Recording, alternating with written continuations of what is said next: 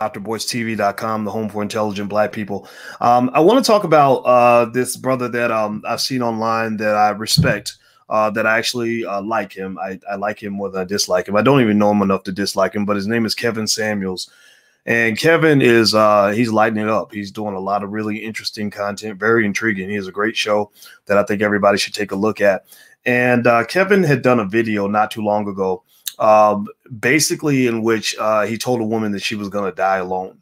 And I've seen that term "die alone" appear quite a bit on social media. There's a lot of videos. If you search for that term, Kevin Samuels "die alone," you'll see a ton of videos with that title. And I thought that since we're talking about something like that, something that serious, it might be good to add some perspective without disparaging Kevin Samuels. My goal is not on any level to take away from what Kevin Samuels is doing. And it's really rare that I actually will talk about what another person is doing or talking about online. But it's Saturday night or Friday night anyway. And I thought that I would just kind of come in and give a perspective on it. I invited some of my friends to join us as well so that we could hear some other points of view. But I really had to address some of this, not because I have an issue with Kevin Samuels. I have no issue with Kevin Samuels at all. He's actually a friend of a friend. The only time I knew about Kevin actually was when he actually defended me. He defended me when people were saying things that just weren't true, weren't very nice. And I appreciate that. Right. So I want to make sure it's 100% clear as I give this perspective that that this is not anti-Kevin on any level. It's really driven by the fact that I'm a champion for Black women. And I really I feel like a message that's that heavy, like "you're going to die alone," should be given with a little more context and a broader perspective where you can hear a lot of different points of view. And Kevin Samuels is a dating consultant. He has a great channel. He's good, what he does. He has a nice little background, very classy, much more classy than I am. He's very well dressed. He speaks. He has a great voice. He has a nice little hypnotic spinny thing in the office that looks real cool. It's kind of dim, and he's holding a glass of something. I don't even drink, right? So but I watch it. I mean, he's good. The brother's good at what he does, and I don't know Kevin Samuels personally. I just know people that know him, and I know that he knows of me, and I know of him. And I did reach out to invite him on the podcast, and I hope at some point that Kevin joins us, because I think he should be heard, right? I think that as uncomfortable as some of those perspectives are, they need to be heard. They need to be heard. But also, I think that everybody needs to be heard, right? Like I think that Black women need to be heard too. I think that there's a lot of frustration where I see a lot of men who don't feel listened to. And I think that the reason a lot of people pay attention to what Kevin Samuels has to say is because they're like, okay, here's a man who's talking. Here's a man who is saying something that a lot of men maybe want to say but can't say it because they're scared they're going to get their heads bitten off. And I respect that. I can hear that, right? So I saw him talking to a young lady today, and again, that term "die alone," or modern women are dying alone. That was the title of the video, and I was sitting there and I was laying in the bathtub and I was listening to him talk to his young woman. She was 33 years old. She was in the military, and she has a daughter that's 13. And he was kind of implying that if she wanted to get married, that she had to convince a man to want to be a stepfather to her child. And the thing about it, the thing that led me to say, let me at least provide a little context on this, is that I think it might be a little bit naive of us to believe that stepchildren are always a negative, right? To believe that a man who gets with a woman who has a child is going to say, "Oh, shoot, man, she got these damn kids. I don't want to be around these kids." That's not been my experience. And that wasn't my father's experience. When my father met me, I was 3 years old. My daddy was gone. My biological father was not around. My mother was very pretty, which again speaks to Kevin's point, though, that men are attracted to what they like. They like what they like. And you can tell men to like something else, but they're going to like what they like. But my father, he told me that the reason he stuck around was because he saw me and he fell in love with me, and he knew that he knew that I would need a father. And he was a handsome young man. All the girls liked him. All the women on the block. Even growing up, I saw women looking at my father, flirting with him, even when I was 7, 8 years old. But he was very loyal and dedicated to my mother and to me, and he didn't have to do that. And here's the thing: the interesting thing is that you live in an era where we're told that that's simping, that a black man caring for black children that are not his own makes him a simp. Why would you care about children that you didn't even make? And I don't know. I don't think I know. Not that I just don't know that that's true. I know that's not true. Right. No disrespect on Kevin at all. But actually, you know, that can make you a hero to that child. I know that my father's my greatest hero of all time. You know, I love that man to death. And you know, and he's not a simp. You know, he's been to Vietnam. He's killed people. He was a police officer. He's not a punk. He's a black belt in karate and all that. So he's not a punk. He's not a wimp. He just loved the hell out of a black woman, and took care of a black child. And so I think that what led me, if you want to know what led me to really even talk about this, because I like Kevin Samuels. I actually like what he has to say. I know a lot of women who get really mad and burned up and fired up about what he has to say. And the problem with that, the reason I see that you see that is because we don't live in a society that tells women the truth about what men are thinking and what men want. So there are women who are very confused by the behavior of men. They say, wait a minute, Essence Magazine told me that he's supposed to want this and this and this, but he doesn't want this. He wants these other things. Men are so stupid. What's wrong with them? They keep doing, well, you know, there's something that you gain, you know, when you have just a father in the house. And if you have a father in the house, then you on a daily basis are exposed to men and how men think and what men do and what they want. So you know, you understand these things. And so if you don't grow up with the father around on a daily basis, every day, waking you up, pulling you out of bed, taking you to school, some of those things you may miss, you know. So imagine, for example, imagine if 76%, now this is a statistic, 76% of all black women and black children grew up without a father. So imagine if 76% of all men grew up without a mother. 76% of all men grew up without a mother. What kind of men would we be? You know, do you think it would affect our behavior? Give me a yes or no. If 76% of all men grew up without a mother, do you think that would affect how we deal with women? Do you think it would matter? Or do you think it would be? Do you think it just would be a non-issue? Wouldn't it make a difference at all? What do y'all think? Yes or no? Yes or no? The answer is yes, absolutely. We need our mothers. Our mothers give us balance. Our mothers are our first girlfriend. That's the first woman you ever dealt with. So imagine if we grew up and our mothers abandoned us, or our mothers just weren't there. Like our mothers were just not around, and we, you know, didn't know why. We were upset about it. We were mad, pissed off, going to school. You know, they had Mother Sunday. All the other kids got a mommy. You don't. There's a lot of pain that comes with that, a lot of pain, and it would require a tremendous amount of healing. And I think that what we need is, you know, I think Kevin gives an element. He gives a very strong version of his truth. I saw something he did called Alpha Male Strategies, and I've talked to you guys about the significance and the need for alpha males in our community. But that alpha male approach sometimes needs a little bit of a balance. Right. That's why you have the mother and the father. That's why you have the masculine and the feminine. You can't go from one extreme to the other. Right now, you have a culture, a society that is overly feminized. And because it's overly feminized, you have a bunch of men who act like women, who are very weak, very, you know, very soft, whatever. But then if you go to the other extreme where you become overly masculine, you lose that nurturing. You lose that life-giving energy that women have. Right. That balance, that just that understanding, that empathy. Right. And so to give you an example, you know, the part of Kevin's analysis that I did enjoy is I like the fact that he just tells it like it is from his point of view. Mind you, it's one person. You can't get a whole global perspective. You can't get everybody's personality from one person ever, even from me, him, whatever. But so I like that part. I like the directness. I think he's very good at what he does. What bothered me was that it was so raw at times. It was so built for entertainment, almost like I'm going to tear you to pieces and have you damn near suicidal, ready to jump off a bridge. And it's all going to be great because it's going to get me views on my YouTube channel.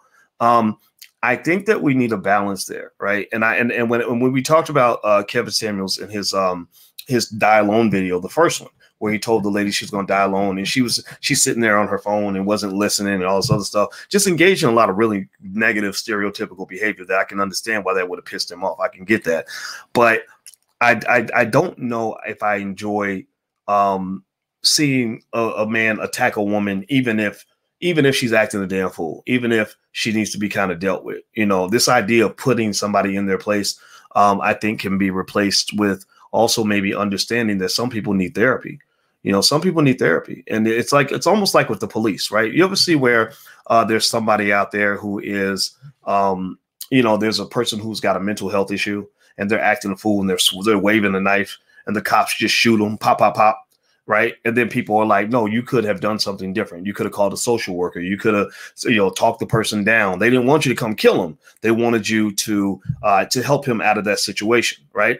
And I think sometimes that's what you see when you see traumatized people. And I'm not an expert on this. There are real therapists out here. The black community doesn't listen to therapists. They listen to like YouTube personalities and things like that.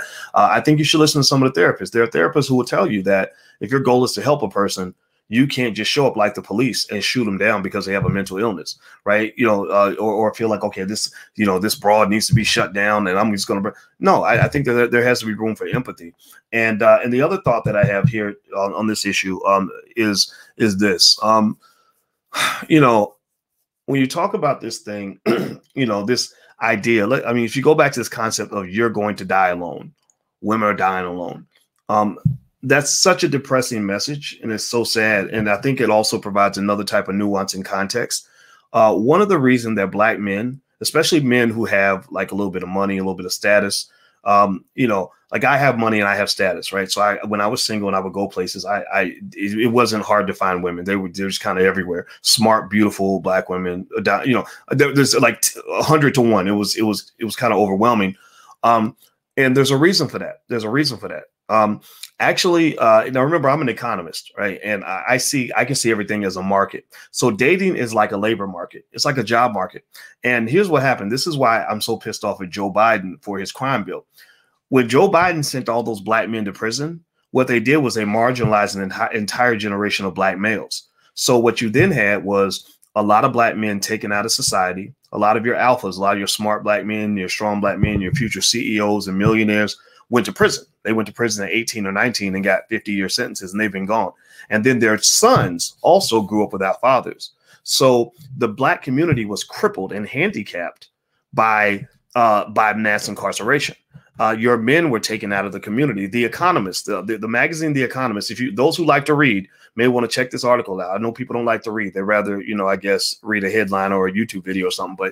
But if you like reading and getting actual knowledge, there is an article in The Economist about that. I don't remember the title, but a bunch of white people in Britain literally studied the dating market in the African-American community. And they concluded that because of mass incarceration, you had a steep decline in the numbers of marriable black men.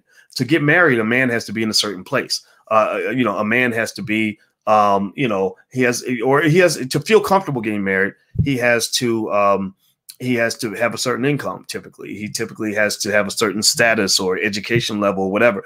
So, you know, women who are professional and doing well, they're not going to marry a bum on the street. They want to marry a man who's their equal or a little bit higher, makes a little bit more money, maybe he's a little bit smarter, etc. Right? Women in the company, they're not aiming to marry the guy in the mailroom. They're looking at their boss. They're looking at their manager's manager, right? That's the man that they're attracted to.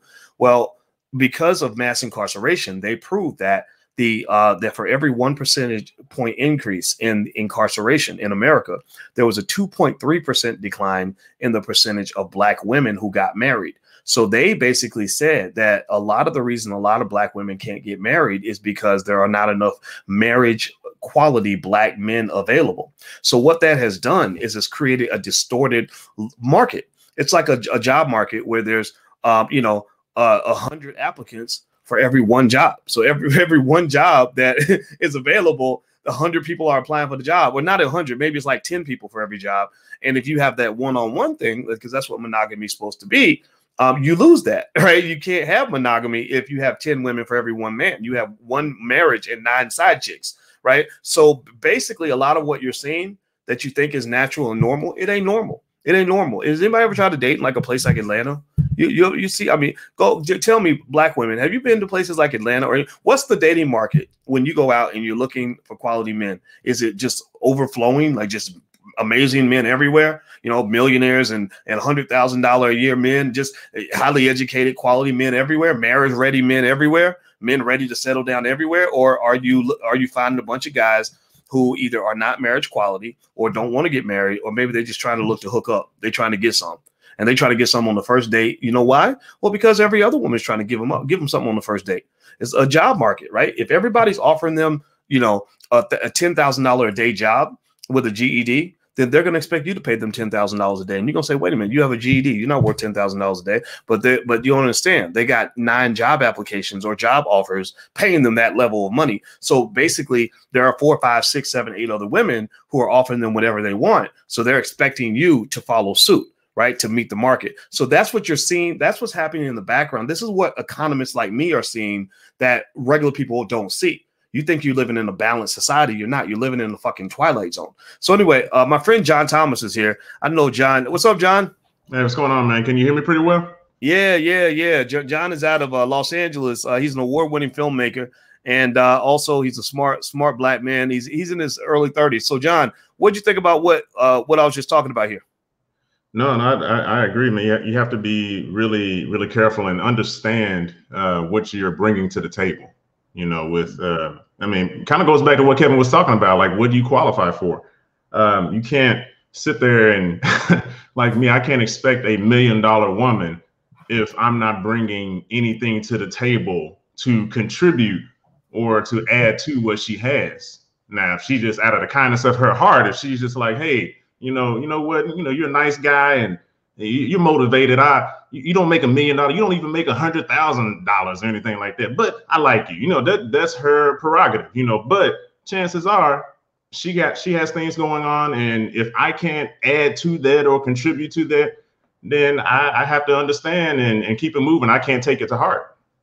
Yeah, well, and the thing is that we were talking about before too is that it's not as easy for women as people think. But at the same time, you're right about that point that you always have to think about. I mean, if you think, again, another thing as an economist, I think of things as just markets and transactions. And so, when you're looking for a partner, you have to think about what you're offering as much as you think about what you're getting. And I see a lot of people that can tell you all day about what they want, but they can't always tell you what they're offering. And also they can't tell you how what they're offering matches what the other person wants.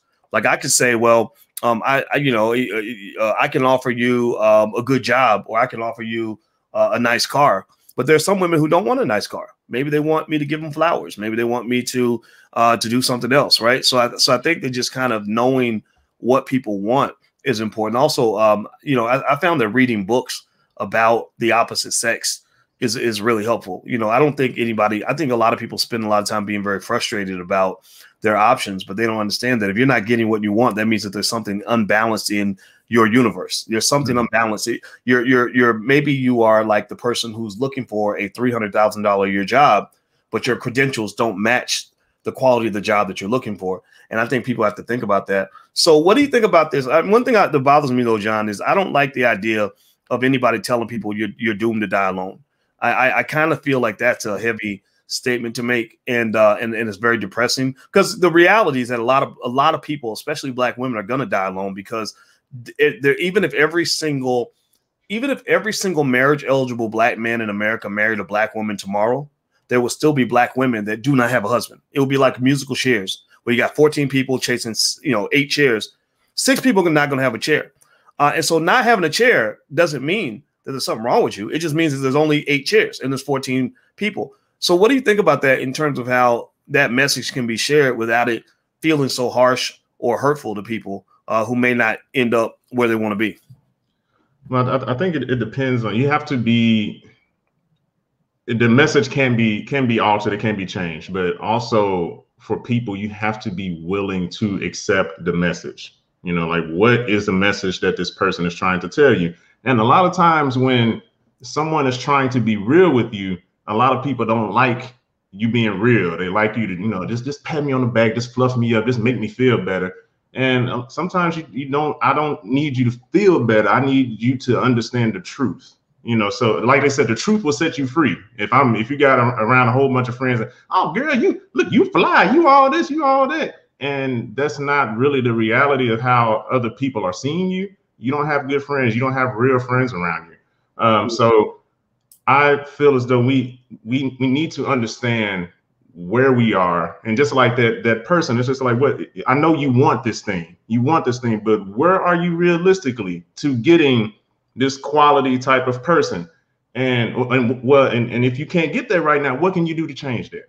And that's the thing, you know, it's not, you don't have to be where you are forever. You know, that doesn't mean that you're destined to this thing forever, because people change, people evolve, people grow. So what steps are you going to take in order to make your situation better, to make sure that you're more qualified for whoever you're trying to go for? Because if there's like some woman out there that I really want, I know right now I'm not qualified for, and I'm like, yo, she is the best thing walking.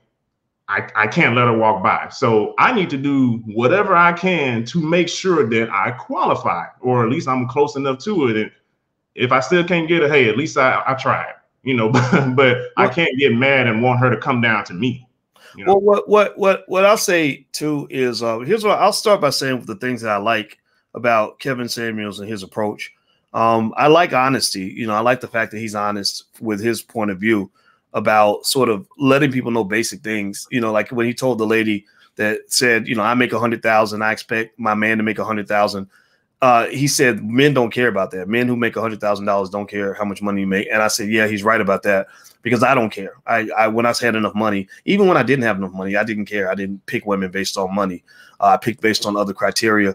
And I think that that's important to know, because we live in this society that wants you to think men and women are the same. Men and women are not the same. Right. And it's stupid when people start talking, when they start getting carried away with this equality, you know, concept, to mean that they're the same. We're not the same. We don't want the same stuff. I think that's important. I think also other truths that I've gained is that he talks about men putting women into separate categories, that when you, and just like women put men in categories, I'm sure too, right?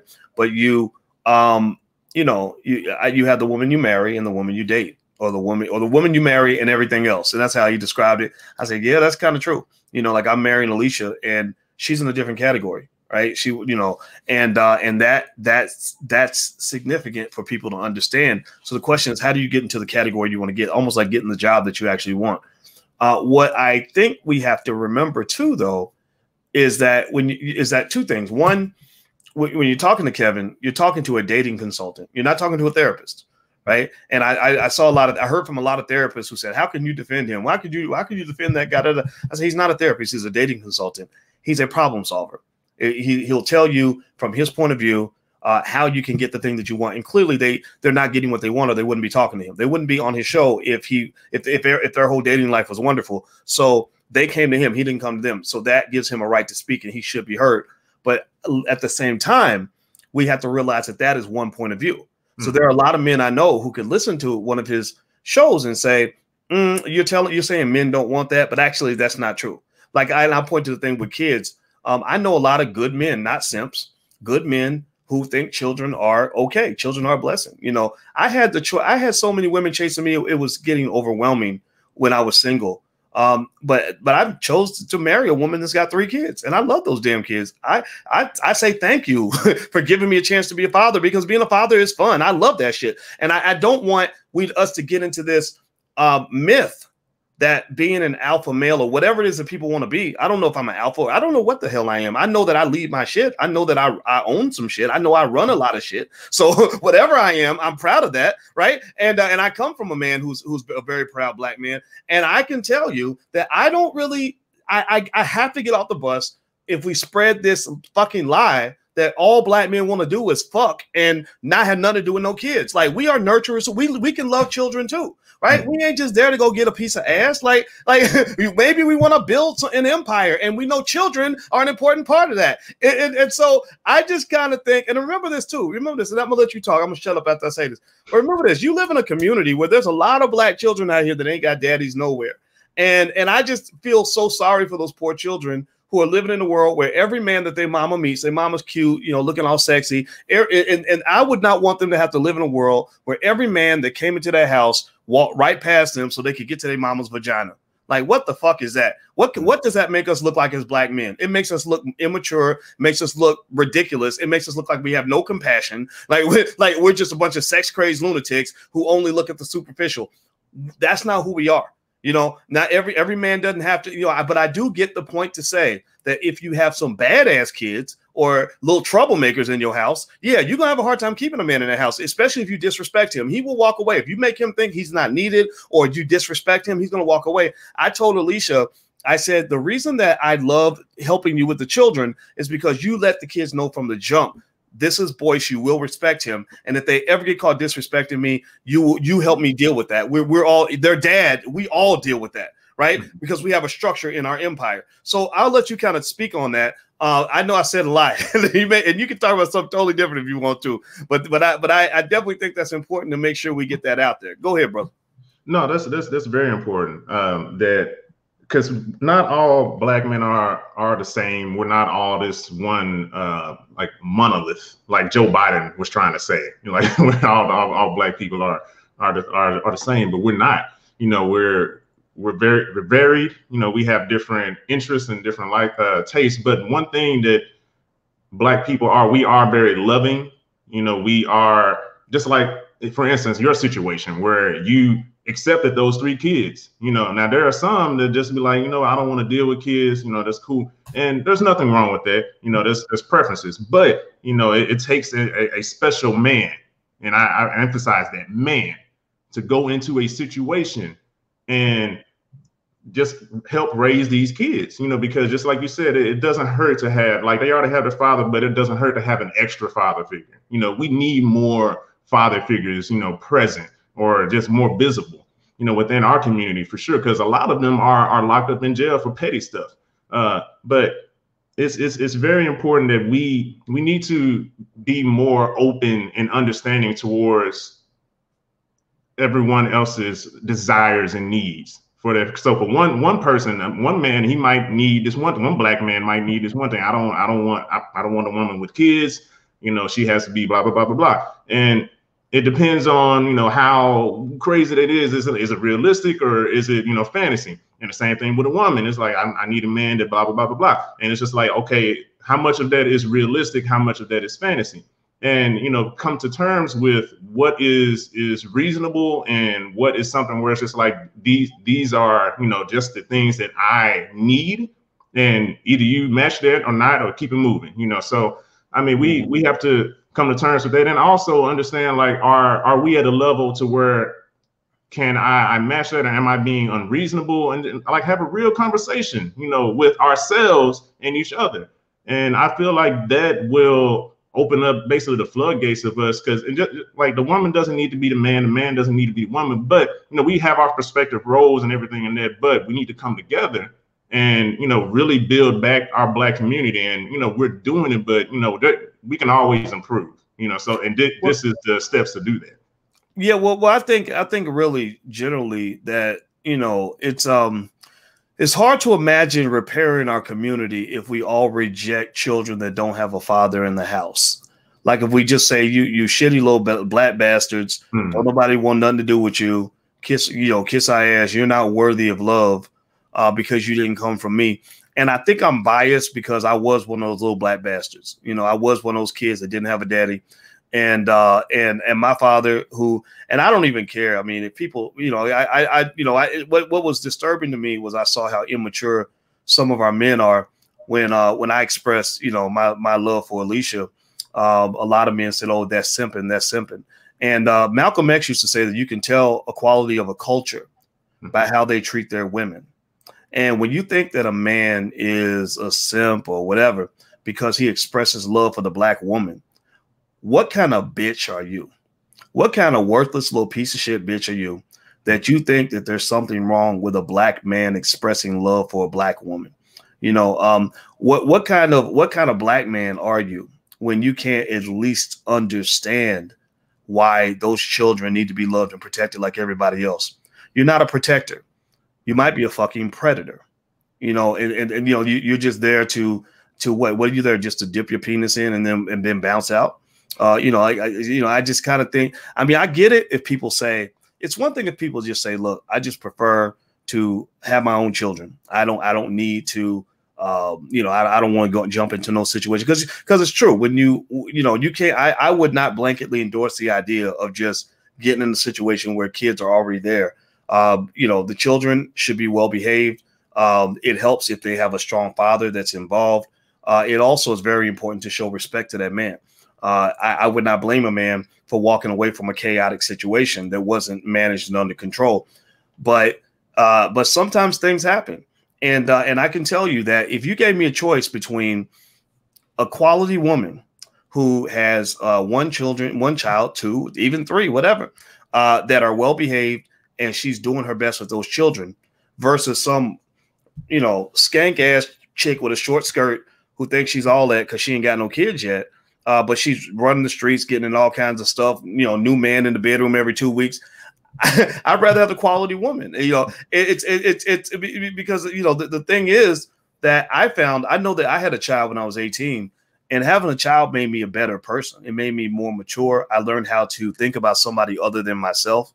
And I can definitely tell you that it would have probably been a mistake for a woman to say, I can't date him because he's got a child. That literally had nothing to do with the quality I could bring to somebody's life. You know, and I think it's a mistake to do that with women too. So when I give advice to men, I say, if there are children there, evaluate the situation. You know, ask yourself, are you ready for all of that? Because it does require a degree of maturity.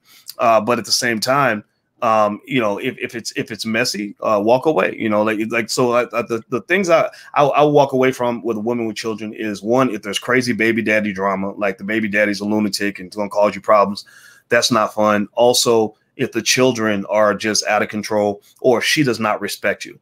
I think those three things are required. But a strong man, a truly strong man, this is why I don't care if somebody, you know, like if somebody says, oh, you're a simp because you be with a woman with children. I just say, oh, that means you just a bitch, whatever.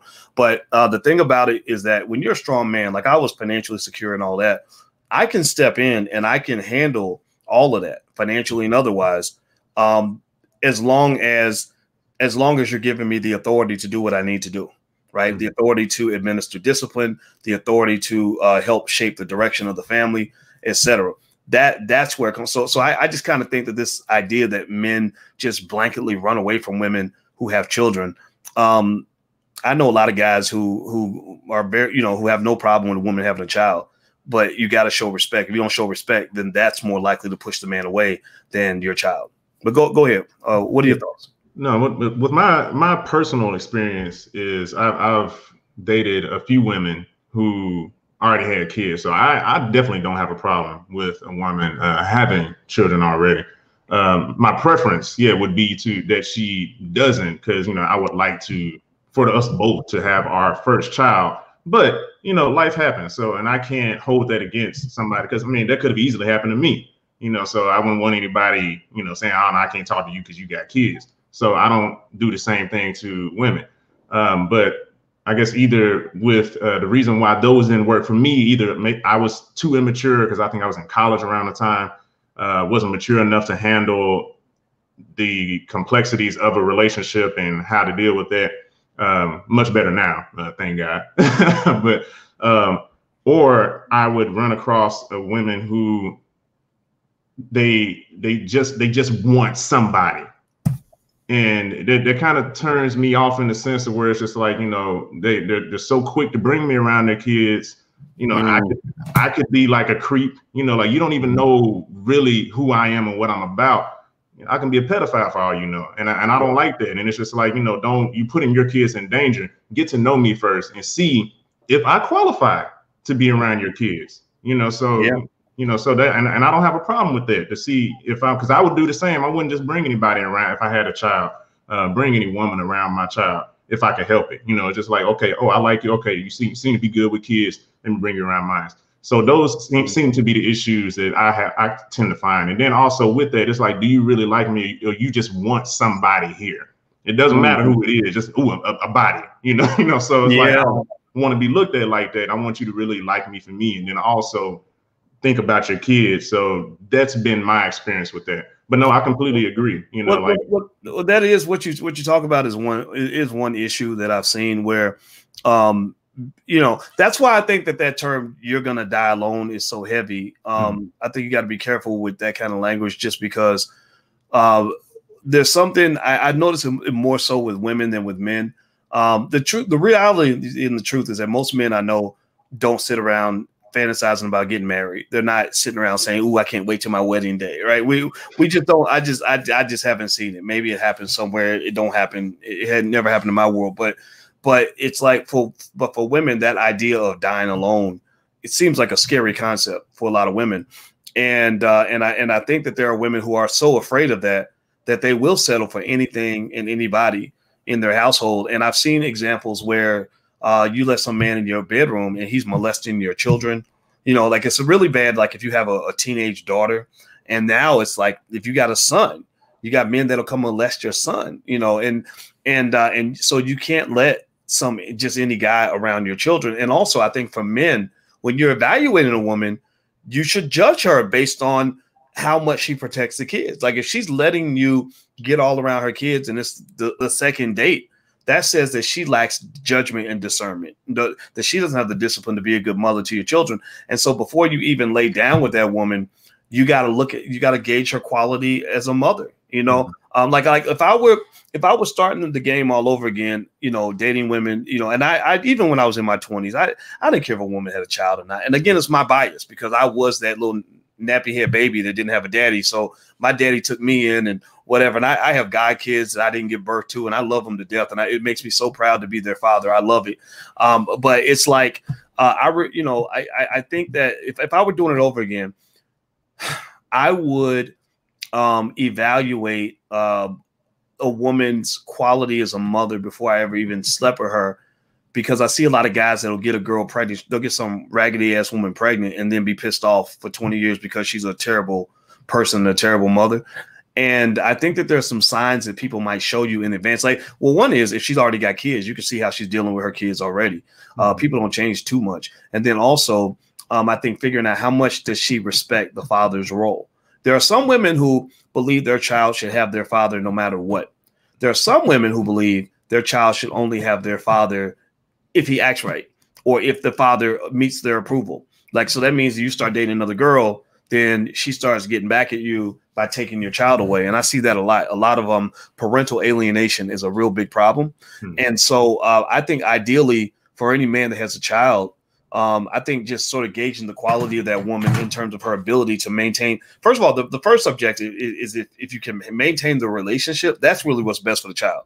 If the mother and the father are in the house, then the child is best off in that situation. I don't care what anybody says. That's the ideal scenario. That's why if you choose to get married and all that, they got relationship therapists out there. They got books you can read. They got YouTube videos you can watch. I suggest to anybody watching that if you want your relationship to last, get some help. Get a therapist that can come in and help you resolve your disputes, help you learn how to talk to each other properly, not fight. Like there's textbook shit out there that will teach you how to avoid letting a conflict escalate. People don't do that shit because I told you, because a lot of Negroes don't read. They don't want to read. Like, why would I read a book, or why would I go talk to a therapist? Because therapists are for crazy people. No, a bad relationship will make you crazy. Your ass need a therapist for preventative maintenance. And why are you doing this? Are you doing it so you can be happy? No, you're also doing it for your kids. And that's the last point I'll make on that. And I'll let you jump in, John. Is that, you know, I think that when we got a culture where people are like, oh, you're young, why would you want to weigh yourself down with a woman with kids, or you got your life to live, you should be out having fun, you're 28 years old and da da da da. I'm not saying that's wrong. People can do whatever they want. But not every culture thinks that way. There are some communities, there are some cultures out there where they think where the family and the group matters more than the individual, right? Like building empires matters more than getting a piece of ass, right? Mm-hmm. That long-term success matters more than instant gratification, because that's what that orgasm is. That's instant gratification, and there's plenty of them out there, you know. And there's plenty of people who lay down with you and do whatever, and that's all cool. I'm not judging that, but there are cultures out there that build empires that completely think in a whole different way, you know, and I think some of that's been lost. You know, I know that my father, when he married my mother, he was about 22 years old, and he was a very handsome man. He had come back from Vietnam. He had women chasing him all over the place. but for some reason he chose to marry my mother. He says it was because of me. He said he just loved me and he felt like he needed to be there for me. And so all through his 20s, when he could have been out getting ass, he was coming home to a family, you know, and to this day, he takes tremendous pride in that. And that was the definition of manhood that I was raised with, that a man is not a person who evades responsibility. A man is a person who embraces responsibility and is okay with that. So I think we've even lost the definition of what it means to be a man because we've been listening to these motherfucking rappers. What are your thoughts? No, I completely agree. I think there's been a lot of European influence in the sense of individualism.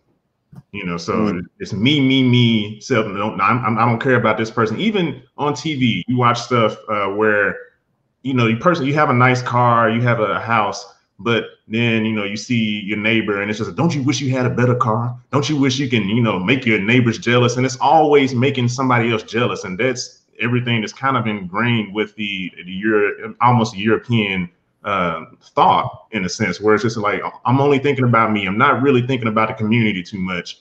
But for Black people, if you trace us all the way, I mean, if you look back to Africa, and really we still have traces of that, a lot of traces of that here. We are big on community. We're big on as a village. You know, it takes a village to raise a child. That's where it comes from.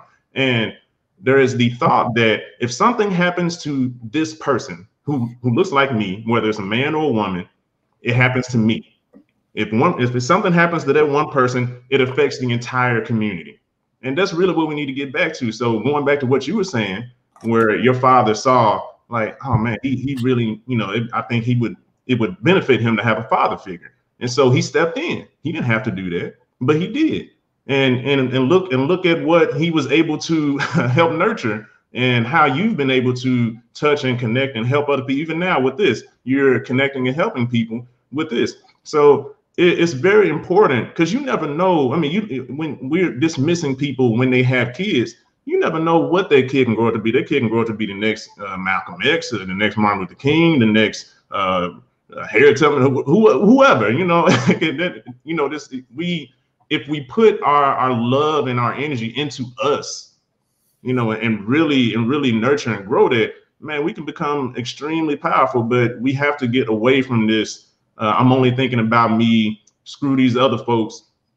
Even if they look like me, that ain't got nothing to do with me. Yes, it does. It has a lot to do. Listen, that's why we're doing this now. We're reaching out to y'all because you are us. You know, we are you. You know, if it happens to you, it happens to us. So we want to see y'all grow. We want to see y'all develop. And we want to see these little kids have a mother and a father in a home, and not just, you know, going about doing whatever and being lost.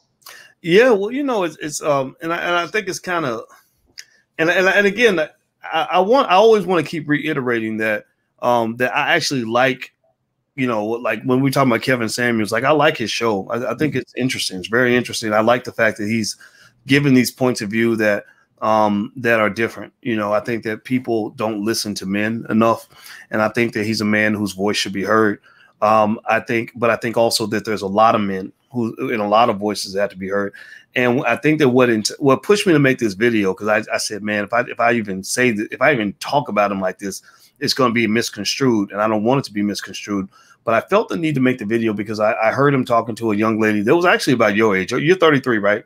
Yeah. Mm-hmm. Yeah. And she was really listening to his advice. And it wasn't that it was bad advice, but it was something where I said, you know, I know a lot of guys that might have given a different perspective, you know, and I think that I got sensitive about the part about the kids. You know, ain't no man gonna want to have nothing to do with you. Like, and it's not to say that it's easy, right? I mean, you know, you know, he was partly right about that can be a challenge. But I think that to kind of just state it as if your children are always a liability that you must overcome is a little, it could be debated. I'm not gonna say it's wrong, because there is no right and wrong, because there's a whole lot of different people that have different points of view on that. And, you know, and it's so funny. Somebody said Boyce is a male feminist. Well, shit, everybody should have a little bit of that in them, in the sense of being able to understand where women are coming from. You know, one of the things I liked about the way my father raised me, and this is something like the person who would make a comment like that is probably somebody who didn't grow up with balance in their life. They grew up with a false perception of masculinity. And what I grew up watching my very strong father. He's never been a punk. Like I said, my father has killed people. He would kill you for his family. But I watched him negotiate a relationship with my mother for 46 years. And if you're trying to negotiate, if you're a man trying to negotiate a relationship with a woman, you can't be King Kong every day of the week. You can't come in there thumping your chest and putting your balls on the table and slapping people around, and like you can't handle your wife like you're a football player. Like you have to handle some situations where the word submission goes both ways. I saw my father submit to my mother. I saw my mother submit to my father. I saw, my father is also a guy though, where, I think if a lot of feminists were receive some of the stuff my dad said back in the day and did, they'd probably be like, "Oh, girl, you need to divorce him. He ain't no good," or whatever. But I saw my mother have something that I see a lot that some women don't ever learn, which is she just has loyalty, like loyalty out the ass, like just an insane amount to the point where it doesn't matter what they went through. Like they made it their 46 years, and you better not say shit about my father. You better not say nothing negative, because she's a ride or die with him. And that to me is a type of special love that doesn't exist that much anymore, because everybody's got too much pride. That they say, "Oh, I would never let somebody do that to me," and that I never let a woman simp me out like that or whatever. But it's like, so maybe you shouldn't have a family. Maybe you shouldn't even try to do this. Maybe you just need to go and get a bitch pregnant and have I say a bitch pregnant because I'm talking about some low quality woman. Get some lady pregnant and just have a bunch of babies mamas and just, live your life as a player or whatever until you get old and you die alone. Remember that the term dying alone is not just reserved for women. There's a lot of men who will either die alone or die broke. If you ever want to be broke, this is just true for the men. Like if you ever want to be broke, go out and just, sling your penis in every direction. Go get a bunch of women pregnant, have a bunch of babies all over the country, and watch how quickly your assets deplete. Seriously, and piss a bunch of women off and get around some really ugly, nasty, vindictive women with big booties who will drain you for every nickel in your bank account, and you'll be a pathetic ass 60-year-old man who ain't got a nickel in his pocket because the world has sucked you dry. So you better learn how to manage relationships. You better learn balance. You better learn some intelligence and some strategy, or you will lose. John, what are your thoughts? I wanted to touch on what you said earlier, and so I feel a little heated in a sense because for the guy to sit there and say that you're a simp or you're a male feminist, and it's just like, dude, like just stop. So for a black man to show a black woman love, the same thing what you said before. The black woman is the most vulnerable person in the world, and we have to defend the black woman. So not saying that we just let them slide with any and everything, but no, there's nothing wrong with defending a black woman. There's nothing wrong with loving a black woman. There's nothing wrong with being with and caring for and submitting to a black woman. I ain't saying being a punk. I ain't saying be no coward and just let them walk all over you. That's a completely different thing. But our black women are beautiful, man. Like they are beautiful. They need to be supported. They need to be loved. They need to be defended. And for these people coming on here that don't understand that, just like you said, you will die alone. I'm gonna have to pull the Kevin Samuels. You will die alone if you can't understand that. And you came from a black woman. So do you hate your mama? Mm-hmm. What's the matter with you? So that my thing is, I'm going to give a person respect. Now, as soon as they disrespect me, and it can be one man, it doesn't matter, then you lose my respect. So but I will defend to this day a black woman because I came from a black woman. I grew up in a home where my father loved and respected this black woman. She respected him back. She wasn't just going and just telling him do this and do that, and he couldn't do and say anything. No, it was that compromise. It was like, hey, I will submit to you. You will submit to me. And hey, at these moments, I'm the man. I need to be the man. It's like, okay, I'll let you be the man. And in the other moments, it's like, look, I need to be. I need to say something. I have to say something. You need to listen. And my dad would be like, oh, okay, all right, do your thing. And that's how relationships work. So for these guys sitting there talking about, oh, this person is simp and man, you out here simp. Man, shut up. Just get off it. Go watch some other videos. Go watch some other dudes and you know, who go watch Future and all these other guys who just like you said want to slang the penis all over the place and then try to blame the women in their songs, whole bitches and all, and then get mad at Sierra because she moved on, bro. She don't want to be with you. You don't respect her. You don't respect her. When you think about like the Future of Sierra, it's like I wouldn't be. I wonder. I bet you Future didn't have a father. I bet you anything he did not have a father in the house because his whole perception of masculinity is completely warped. It's backward. It shows in his life. His life is a mess. He's mad that Russell Wilson. He thinks Russell Wilson's a simp because he actually loves the black woman that he neglected. But you know, Russell Wilson's not a simp. Russell Wilson could whoop Future's ass. You know, he's in shape. He's a drug addict. Like, so I mean, Russell, so you better not call him. You won't call him a simp to his face. Russell Wilson is a hero. You are a villain. That's what you behave like a villain. You think that masculinity means being a villain. He understands masculinity means being a Superman. He's Batman. You are the Joker. The Joker and Batman are both strong people, but Batman always wins. Batman is the one that people love. Batman's the one that helps the community, not just himself. And that was always my view of masculinity. And I think hip hop kind of distorted that, where it taught black men that to be masculine, you must be the villain. My father was the hero. My father was looked up to by the whole community. My father was looked up to because he was a sturdy man, a courageous man. He was a man that carried the neighborhood, like people, you know, because at that time, this was a time when it was cool, actually okay to be a cop. And so people would bring their problems to him, you know, and he would come through for people. And he was what the black community needs. Like the black community does not need a bunch of selfish men who are just on the hunt for vagina. We need men who will go and make sure Mrs. Wilson, that the tree is cut down in her front yard, you know, or that, you know, that the single mom on the block, that if she's hungry and her kids need food, he'll get some food for the children without trying to get some sex in exchange, right? Or just the person that if somebody comes and hurts somebody in the community, he'll go deal with that. You know, I remember actually, believe it or not, it really did happen in my neighborhood when I was 17. There was a guy that was a teenager. One of my friends was raping women in the neighborhood, you know, like that nobody knew. Like he raped several women in the neighborhood. Nobody knew who did it. And my father was the person who investigated and got that son of a bitch out of the community, right? Like that's real. You know, that was what I saw in terms of what a man does. You know, I didn't see all this stuff that you see now with music where they just like, oh, well, you a man if you run around and thump your chest and talk a lot of shit and, you know, have sex with 1,000 women. Like, no, you're just going to end up with a bunch of STDs and you're going to end up broke. You're like, you know, and not respected, not loved, not appreciated because you are of value to no one but yourself. You're not a team player. You're an individual. We got enough individuals we got 40 million individuals in the black community. We need some team players. Right. So I'll let you get the last word, man. Any thoughts before we head on out?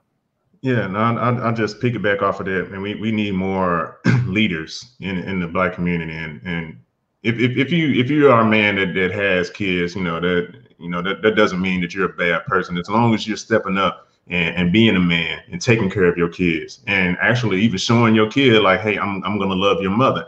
You might not be together, but I'm gonna love her, show her respect. And the same vice versa with the women who have these babies that's like, don't hold the kids back from the father unless he's like some crazy drug addict or something. But, like we need to really be looking out for one another. We really need to stop really slamming each other so much. I mean, hold each other accountable, but, like critique out of love. You know what I'm saying? So that's what this is. There's a difference between hating and critiquing out of love. So there's nothing wrong with a woman having a kid. If you have kids and you want somebody of high quality, there's nothing wrong with that. But also just be real with yourself and see where you are. Do I qualify for that? And the same thing with men. Do the same thing. Do I qualify for this kind of woman?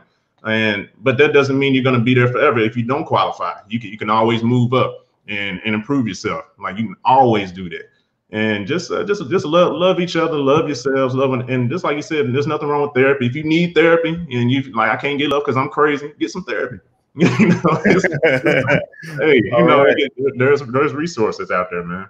All right. Well, I'm gonna answer a few questions, John. So I'm gonna let you everybody. This is John Thomas. His Twitter is right there, JT Slim Cutter. So follow him on social media. He's a good guy. He's an award-winning filmmaker, very smart brother, and make sure you follow him and give him some support. And I'll see you later, John. I'm gonna answer a few questions before I head on out. So thanks a lot, man. I appreciate it. All right, okay, everybody. So what I'm gonna do is before we go, I saw some of you had some questions you wanted to ask, so I'm gonna just read some questions and answer them rapid fire. So make them quick. So let me see here. What you got? Let's see. Preach real life. Dr. Boy should go into heaven when you die. Well, thank you, Sheila. I'm sure that's debatable. We need other opinion options in the hood and the ghetto. Yeah, I think that media has done a bad job of misrepresenting the black man. I feel like the black man has been presented in a really bad way. What does high value mean? I think high value is whatever you define it to be. Everybody likes something different. Everybody has a different weighting system.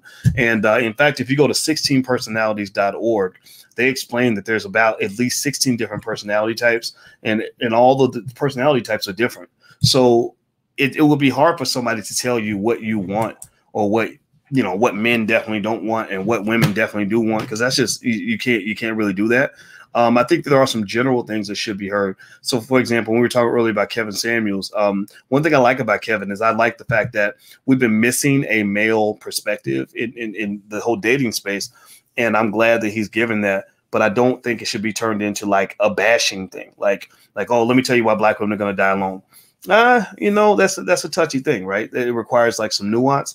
And but I will say that there are some basics to it, right? And as a mathematician, I think in terms of logic. So logic says you're either getting what you want or you're not. You're either getting what you want or you're not. If you're not getting what you want, then you have to figure out what you need to change to get what you want, or you got to want something different, right? Like if you're looking for a job and you're looking to make $300,000 a year and you only got a GED, well, you eventually have to either get more education or you got to look for a lower paying job. So you have to figure out what you're missing or what you need to add to strengthen your resume. For example, when I was broke, I had fewer options than when I wasn't broke. It doesn't mean that every woman cared about how much money I had, but at the very least, it did mean that I had more options. Can you get Kevin on the show? I did invite Kevin on the show. He was I reached out to my friend Andre Hatchett. We talked, and he told me, he said, yeah, Kevin did a video about you. I said he did. And he said, yeah, he said, you should talk to Kevin. Kevin's cool. I said, cool. Yeah, tell Kevin he can come on. So Kevin hasn't gotten back yet, and he doesn't have to get back, and I don't dislike him. I don't have any issue with him. But I do think that other perspectives should be heard, in addition to supplement what's going on, not to replace it. Do men lie about saying that they see you being their wife and their mother, their kids, about 1 year knowing each other? Do men lie about that? I think they can lie. I think that what it might be, I think a good way to evaluate a man, in my view, is look at his track record. Look at how serious he's been about other things that he's done. There are some people that kind of carry commitment in their blood. Like, for example, one thing might be even just their family background. Like, I'm interested in marriage because I grew up watching marriage, and I think I have an idea of how hard it is to like hold it together. So someone like that is more likely to have a more practical view of what a marriage really would take, as opposed to somebody who's never done it before.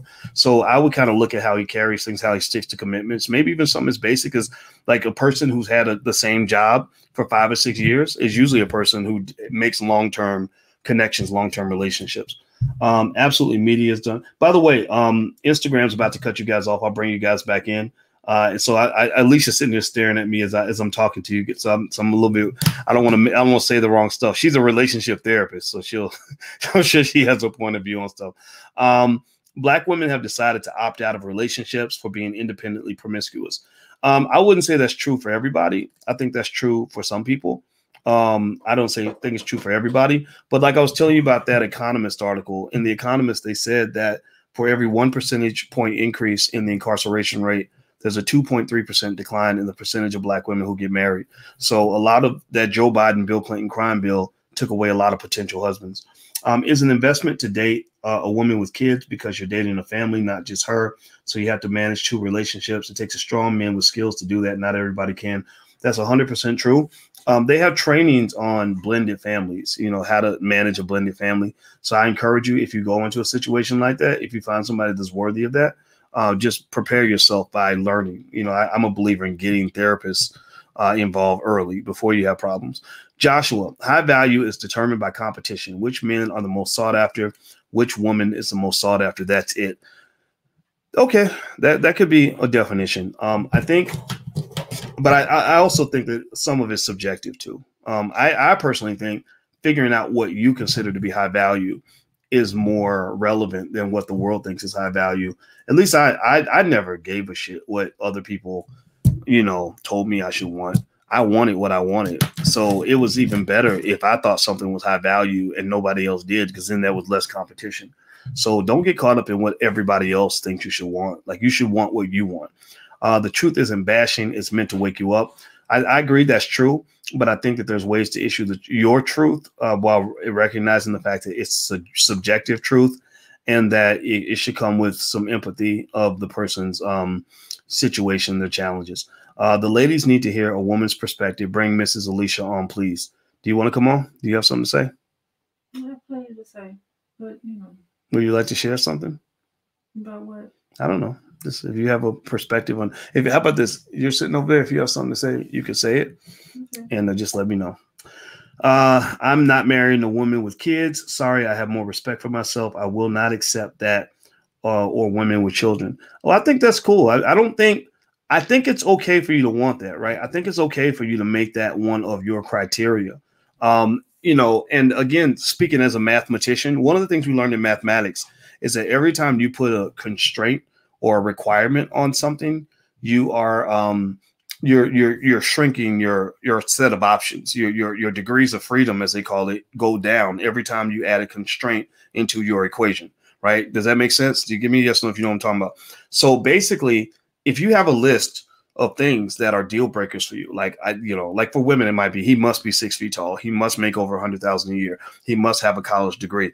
Every time you put something on that list, every time you put a constraint in your decision, you are reducing your degrees of freedom. You're reducing your options. So every constraint has a cost. Like I teach a lot about stock options, and every time you put a constraint on something, you're removing your options. Options always have value. So the way I kind of went about the whole dating process was I always thought very carefully before I put any sort of definite yes or no deal breaker on a situation. It would be, so what I do is, instead of saying I will never date a woman with kids, I might say something like, you know, having kids is not a plus for me. Like I might consider that to be another hurdle I have to jump. So in order for me to be with a woman with kids, she better be banging. She better be like a once in a lifetime to make me deal with all that. So you know, it's like looking for a job. Like if somebody said, would you take a job that required you to get up at 4 o'clock in the morning? Well, the answer shouldn't just be yes or no. Your next question should be, well, how much does the job pay?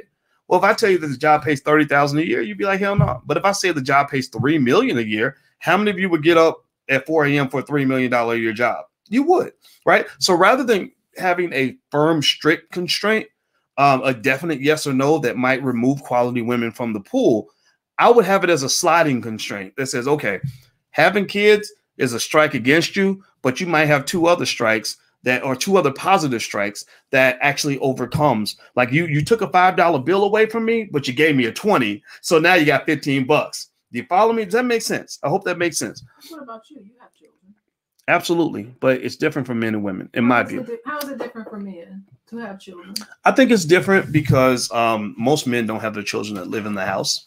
And also most men don't really, like, I don't really desire, like I never desired marriage like that. I was never like, oh, I can't wait to find a woman to marry. Marriage was something I was willing to do if I met the right person. So that was always kind of my view, you know. So it wasn't like something where, but I don't disagree. Like I've met women who maybe said, I don't want to date a man with kids. I used to be like that when I was younger.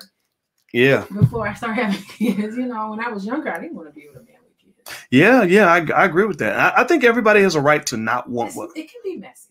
Everybody has a right to not want what they don't want. Yeah. What they don't want. It depends on where you are in your life. Yeah, in my dating experience, I haven't run into too many women who were like, "Oh, you got kids, so I can't mess with that." It's more like, it might be more like, how old are your kids, or You know, if you're a man with a newborn baby and you're carrying a newborn baby with you everywhere you go, that's the issue. Or if you're telling a woman, we got to stop and get the baby a Happy Meal, I need you to be the baby's mama. Like, that doesn't happen so much. That would be a different situation than like dealing with a man who says, yeah, I have a baby's mama, or I have a baby and she lives with her mother. Right. So I think that maybe people might see it differently, but I don't know how that works across genders or not. Let's see here. Right now we have come to get, we need to come together, or have you been watching TV for the last few days? Okay. Let's see here. I'm a lady. I will not accept a man with children. Men has right to. Okay. I hear that. I once dated a good woman, but her kids were baby's kids. It becomes a deal breaker. They did mind their mother, smoked, and we headed to teen pregnancy. Yeah, I can understand that. Yeah, I mean, a little bad. I don't think anybody wants to date somebody that has terrible kids. It's no fun. Yes, Dr. Boy, say it. Speak on this simp culture. Also expressing that a single woman with 3 children is still a quality woman. Hell yeah. I don't think that a person is, there's no absolutes, to anything. I mean, that's kind of harsh to say, because your kids are just a negative. Like, you got kids, that's such a bad thing. I think motherhood is a wonderful thing. I think most of us really love our mothers, and most of us have a lot of honor and respect for Black women because they gave us life. And I think that we have to be very careful to talk about children like that is an absolute negative. It doesn't mean that people don't have the right, though, to say, I choose not to be with somebody with children. But I think you just got to be careful. You can't be sloppy with that language. A woman with children will always have an emotional attachment with the father. That might be true in some cases. Who knows? Why isn't there a Black family emoji? I have no idea. Let's see. Black men have been abandoning their kids since the Reconstruction. Well, you can't say that. You can't say that about all Black men at all. It's not even the majority. Let's see here. I know this is off topic, but should I be leery of Bitcoin? Well, yeah. I mean, crypto can crash again like it did in 2007. I don't think it will, but it could. Females don't respect simps. Oh, I agree. Did you identify that's the thing. A lot of people think. See, that sometimes the people that we have that they tell you are the real men are actually the simps. Like a guy like a Future, they see him as a real man because he has sex with all these women, he uses drugs, and he's got a little bit of money in his pocket. But I see him as a simp because he has no value to the Black community, no net positive value to the community. A man is somebody that adds value to the community. A man is a protector. He is a sturdy member of the community. He protects the children, protects the women, makes sure grandma, down the street, gets her grass cut. Like, he's there for he's a hero, right? Like that. My dad, growing up watching my dad was the neighborhood hero. And I wanted to be the neighborhood hero because of that. And I think that we have a lot of guys who are little boys who think that because their penises work, that they somehow are men. And nobody ever taught them what men are supposed to do. See, I thought simps were like men who were like soft. Well, you got that too, like Not necessarily. that beta male, wimp male type stuff. Yeah, I mean that too. I guess soft might be like, I don't know, if there's a war or something and you don't want to go fight to defend the people that you care about, that will be simpy. But I think in terms of like showing affection to a woman, like love to a woman, like I think you got to be careful about that part. Like, because I think if a man really loves a woman, like he will show affection to her. It's like, you call a man a simp is like calling a woman a whore, right? People like to say, oh, she's a hoe, she's a hoe, she's a hoe, right? Well, most women are sexual. That's how we reproduce. So there's nothing wrong with being sexual. And there's some women who are as sexual as a Cardi B, who could probably have sex better than a Cardi B. But the difference is, what's the difference between a Cardi B and a sexual woman? Why would Cardi be a hoe? Because she says she's a hoe. Her chorus on her song was, there's some hoes in this house, right? Well, to me, the difference is that Cardi B it's standards. It's standards. You don't have to. You can go on the internet and see Cardi B's vagina, I'm sure, right? Like, doesn't cost you nothing. It's easy to do. But most decent women are going to have a standard. They're going to say, look, I can knock your socks off with some good sex, but you have to meet a standard in order to have access to the very best of me, and that is the difference maker to me, and I think so. Same thing is true with men. When you talk about simping, if simping is simply defined as sort of an emotional expression of love or appreciation for a woman, then that's a stupid definition, because, you know, the hardest man, the strongest man in the world, if he really loves a woman, he should be willing to have emotional expression for that woman. But if he's having emotional expression for every woman he meets, or if he can go, you know, if he gets with some, you know, stripper he met 2 hours ago and he wants to marry the stripper, then that might be defined as simping to me. That I would see that as simping. I'd be like, you're in love with her. You just met her 2 hours ago. You know, like her nickname is Snowflake. Like, what are you talking about? You know, but you know, so I think that we have to kind of really think carefully about what that means. And I think also these warped definitions of masculinity have to be confronted. And I think that when you talk about, even when you talk about something like alpha male, you must know that when you hit alpha male space, there's a thin line between an alpha male who is supportive, who's a protector, versus alpha male who becomes a predator or who becomes abusive. You know, and so to think that alpha male means you must be dominant and always dominant in every situation and always just suppress and oppress and just put the hammer down on people. That's not, that you're not an asset to the community. So I don't know what you are, but you're not a man to me at that point. You know, like part of being a man is discipline, like knowing when to be tough and when to be kind, you know, so that's what it is. All right.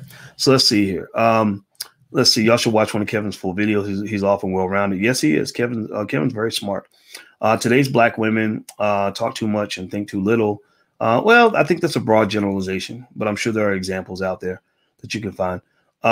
What do you think of Parler app being threatened by Apple? I think Parler has been, I believe it's been shut down. I tried to load stuff on Parler. I couldn't. Google took Parler out of the App Store because they're really going out of their way to squash dissent, like any dissenting points of view. They're trying to kill that. And I know that they just took Trump down, but I think they're going to take down, I mean, they took down Farrakhan. Next, it'll be people like Tariq Nasheed, and they took Vicky Dillard down. Vicky Dillard was doing a live stream. She had thousands of people watching. They shut it in the middle of the live stream. YouTube just came in and killed the channel right then. Don't Russell look happy? I think he is. Why y'all hate on it? Jealous? No, I mean, I think Russell Wilson's a great example of, you know, nothing. They're just asking about him.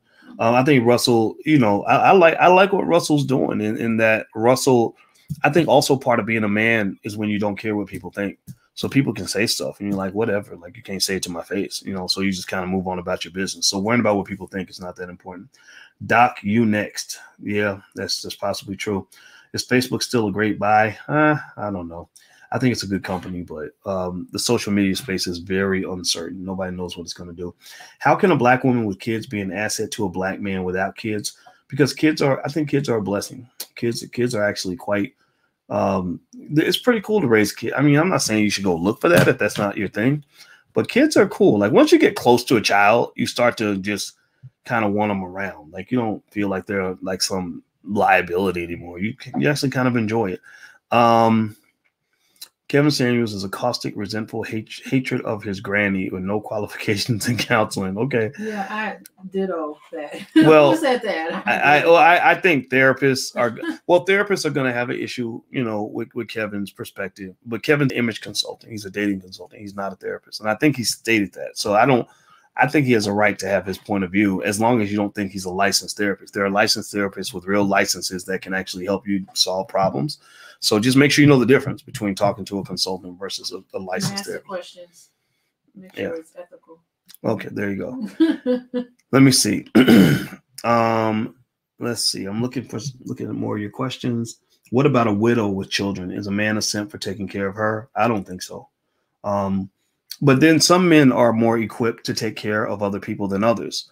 So if you talk about a quality man, I think that there's a reason why men that have more resources and more intelligence and more fortitude and responsibility are seen as better men, you know, because they can take care of more people and it doesn't overwhelm them. Weak men are the men where when the pressure gets too hard, like the bills get too high and the stress is too high, they run away and they abandon the family. That's not manhood.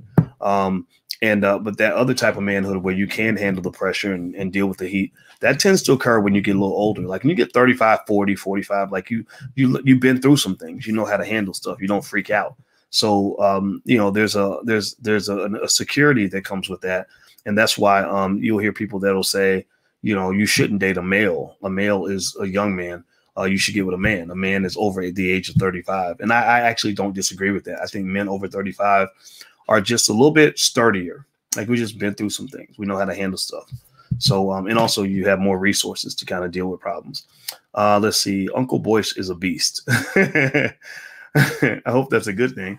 Let me see here. Numbers don't lie. Stepdads are deceived. Are the deceived mockingbird? I don't think so. A man is obligated to take care of a widow. Okay. How does a woman know if a man wants commitment? I think he shows it. I believe that when a man really wants to commit, I think you can learn about people by asking about their past. Like ask them about their past relationships. That'll give you, in my view, this is just Uncle Boyce's opinion, but I think if you see you'll see patterns in people's behavior. Like just little things like if you date somebody that's where every job they had that job for 5 years or 8 years or whatever, that means that they're a person that doesn't hop from one thing to another most of the time. And then also if their last relationship was 7 or 8 years and the one before that was 10 years, that probably means that that's somebody who likes to settle in and settle down. I think that says something. But if they are like, 6-week relationship after 6-week relationship, people like that tend to not be very good for long-term commitments. Also, I think that if a man wants to commit, he'll just really tell you. Like he'll just flat out say, I want to be with you for the rest of my life and blah, blah. Like he'll just tell you. Like I told Alicia, didn't I tell you? You did. Yeah, like I was just like, I'm here. This is the woman I want. And then she met my family members, and my family members were telling her, girl, he ain't never acting like this about nobody for a long time. Like little stuff like that, will give you clues that he's serious about you. Because that's the other thing too. I don't think every man is equally serious about every woman on any level. I don't even believe that there's such a thing as a good man and a bad man. I think you got different levels. It's like saying, is working at Amazon.com a good job? Well, it depends on what job you have. You could work in the mailroom or you could be the CEO. If you're the CEO, it's a great job. But if you work in the mailroom, then there's nothing special about it at all.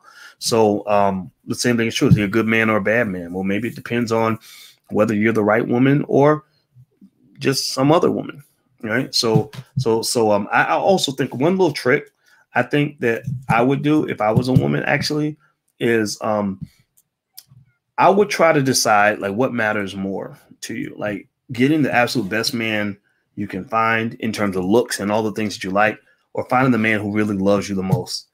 And I believe that the art of picking the man who's going to love you the most and treat you the best, you can think of it, I think, like looking for a job, right? Like if I'm looking for a job, I could go for the highest paying job I could find, but that job might stress me out. Maybe they don't appreciate me because everybody wants that job. It's a really hard job or whatever. But I could go to another job that maybe pays me a little less, but they really want to have me. They let me take days off when I want to. They let me be my own boss. It's a comfortable working environment, etc. And I think that second scenario, when you get more mature and more confident in yourself and you know what you want, that second scenario tends to work best. Like really gauging how that person feels about you can be critically important because, you can feel more emotionally secure with somebody who's really honored to be with you. Like the difference with my relationship with Alicia is real basic. Like I'm super honored to be with this woman. Like when I met her, she was the most beautiful woman I'd ever seen in my life. And I was ecstatic to be in her presence. I mean, it was an honor to be around this woman. So when a man feels that way about you, he's going to be on his best behavior. He's going to give you his best, right? Maybe he's not the best. I don't know. I don't know if I'm the best. And, when I met Alicia, she was, there were a lot of really, high quality guys that were interested in her. NBA players, NFL athletes, all these other guys, 6'5", drop dead handsome, $10 million in the bank. I was just a little nerdy grad student, and so we connected because we're both, we're both scholars, like we're both thinkers and, whatever. But it's like, like I was really happy to be with her, which made me understand the value of what I had. Like I don't think you want to be with a person, especially a man. I think this is gender specific because I think women have a natural in their brain, they have oxytocin, which makes them naturally more loyal in a lot of areas. Men can be loyal too, but it's a different process. But I think for a man, if you have I think the worst situation to be in is to be with a man who feels like you should just be lucky to have him and he could just replace you in a week. And then that man isn't going to work as hard to keep you. He's not going to work as hard to maintain the relationship.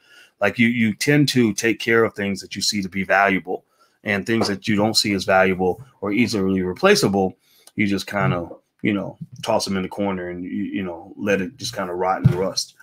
That goes for relationships too. Let's see here.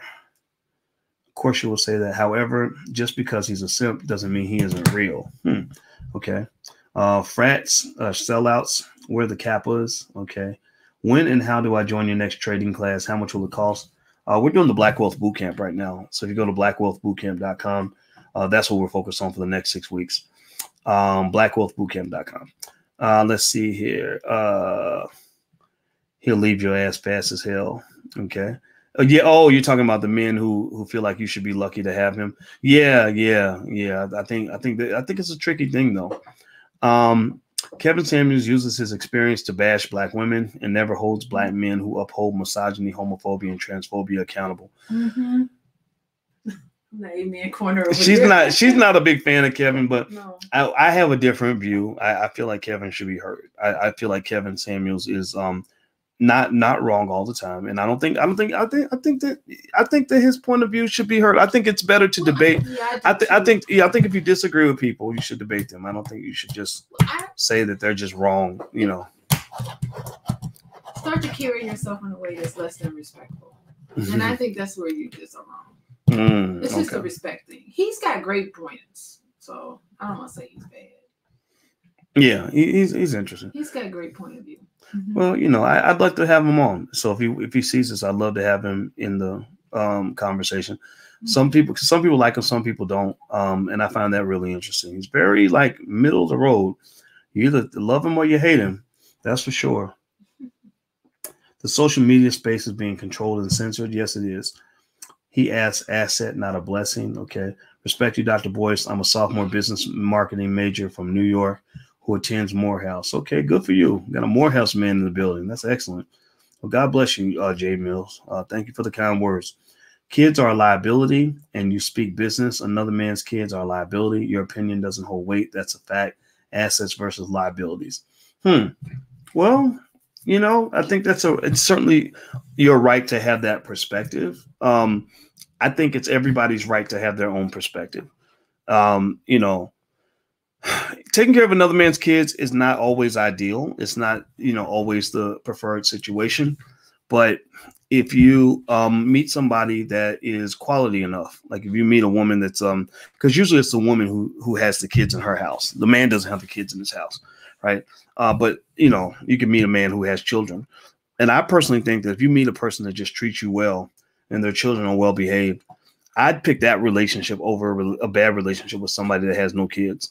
And I think the one benefit I have seen is really good mothers. Actually, they're one thing that they have that a lot of people don't have is they tend to know how to care about somebody other than themselves. They tend to be, not all of them. This isn't true all the time, but you learn something in motherhood. Motherhood is a learning experience, and women who are good mothers can be good nurturers, and they can nurture a man too if it's a quality woman. So I wouldn't write it off. And I think kids are fun, and we have a community full of children that don't have fathers.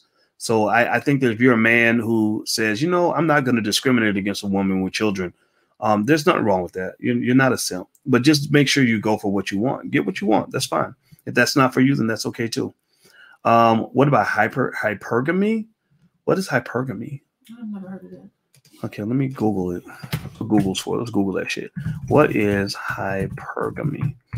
Hypergamy is the action of marrying or forming a sexual relationship with a person of a superior sociological or educational background. That's unusual. Usually you get with somebody that's pretty similar. That's true. Yeah, I think we're evenly yoked. I think so. Yeah. I mean, I don't have any thoughts about it. I guess if you are in a hypergamous relationship, you better make sure that it's you know, that it makes sense for you. Like, makes sense. Make sure that you're ready for the adjustment. I think that's what it is. It's just, you know, if they have a different background, it's like it's probably like marrying a white person or something. You know, like you come from different cultures, or like a poor person marrying a rich person, or, you know, or a really educated person marrying a person who's uneducated. That could be tough. That's tough, yeah. Mm-hmm. Let's see. Kevin's views are valuable. He often gets $500 super chats. Well, you know, I think the way I see it is, if that advice helps you solve a problem, then you should be appreciative of that. I mean, you know, and so I don't know. I assume that, you know, there's a reason why people love what he has to say.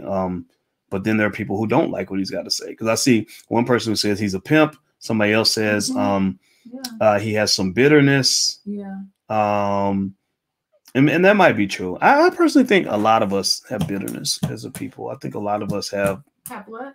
Bitterness, just experiences that were hurtful, you know, like exes or parents, you know, things like that.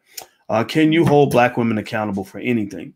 Yeah, I think that's a big issue. I don't know if people are always as quick to hold everybody accountable. At least I hear a lot of people complaining about Black men, and they don't look at what role they might be playing in the process, and people just kind of buy into this whole "the Black man did it" mindset. And that's what I actually like. I like when Black men express their voice and give a perspective. And I think the smartest Black women are the ones who listen to Black men. If you don't listen to Black men, I think that you're going to be confused your whole life, especially if you weren't raised by a Black man. If you didn't have a Black man in your house and you don't listen to Black men, because it might be a nasty truth, but we'll tell you the truth. It's not in everybody to be paternal to children that aren't theirs. That is true. That is true. Yeah, it's easy to take care of your own kids. It's an act of God when you care about children that are not your own.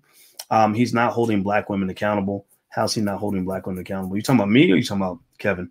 I think I hold everybody accountable. I mean, don't be an asshole. That's there you go. Dating advice number one: be nice. So what do you mean by that when you say don't be like tease that out? Like, because I've seen explain that a little more. I'm interested in hearing. Okay, I've seen people be mean and disrespectful to people they supposedly love. Like the man who's stressed out on his job, so he comes home and he beats up his wife. Why would you beat up your wife? She's your friend. She's your ally. Beat up your boss. But you don't beat up your boss because you're scared. Right, because you're scared of the white man, but you're going to go punch your wife in the face. Give me a break. Like, what the hell?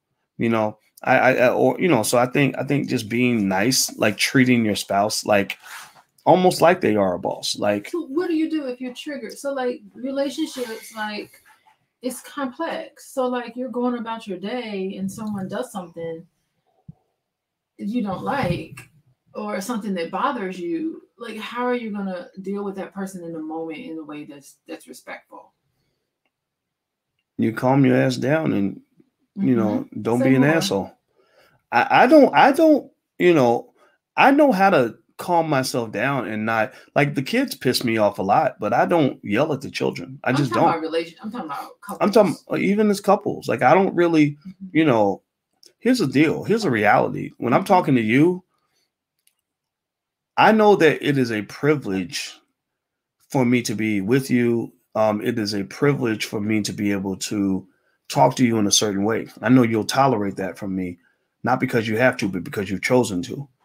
And I never forget that, because when you start treating somebody that you supposedly love and taking badly and taking them for granted, you don't understand that, you know, if the floodgate opens up, then there's a whole lot of other people out there ready to take your position, you know, and as long as you understand the consequences, you should choose your words carefully when you're handling valuable merchandise.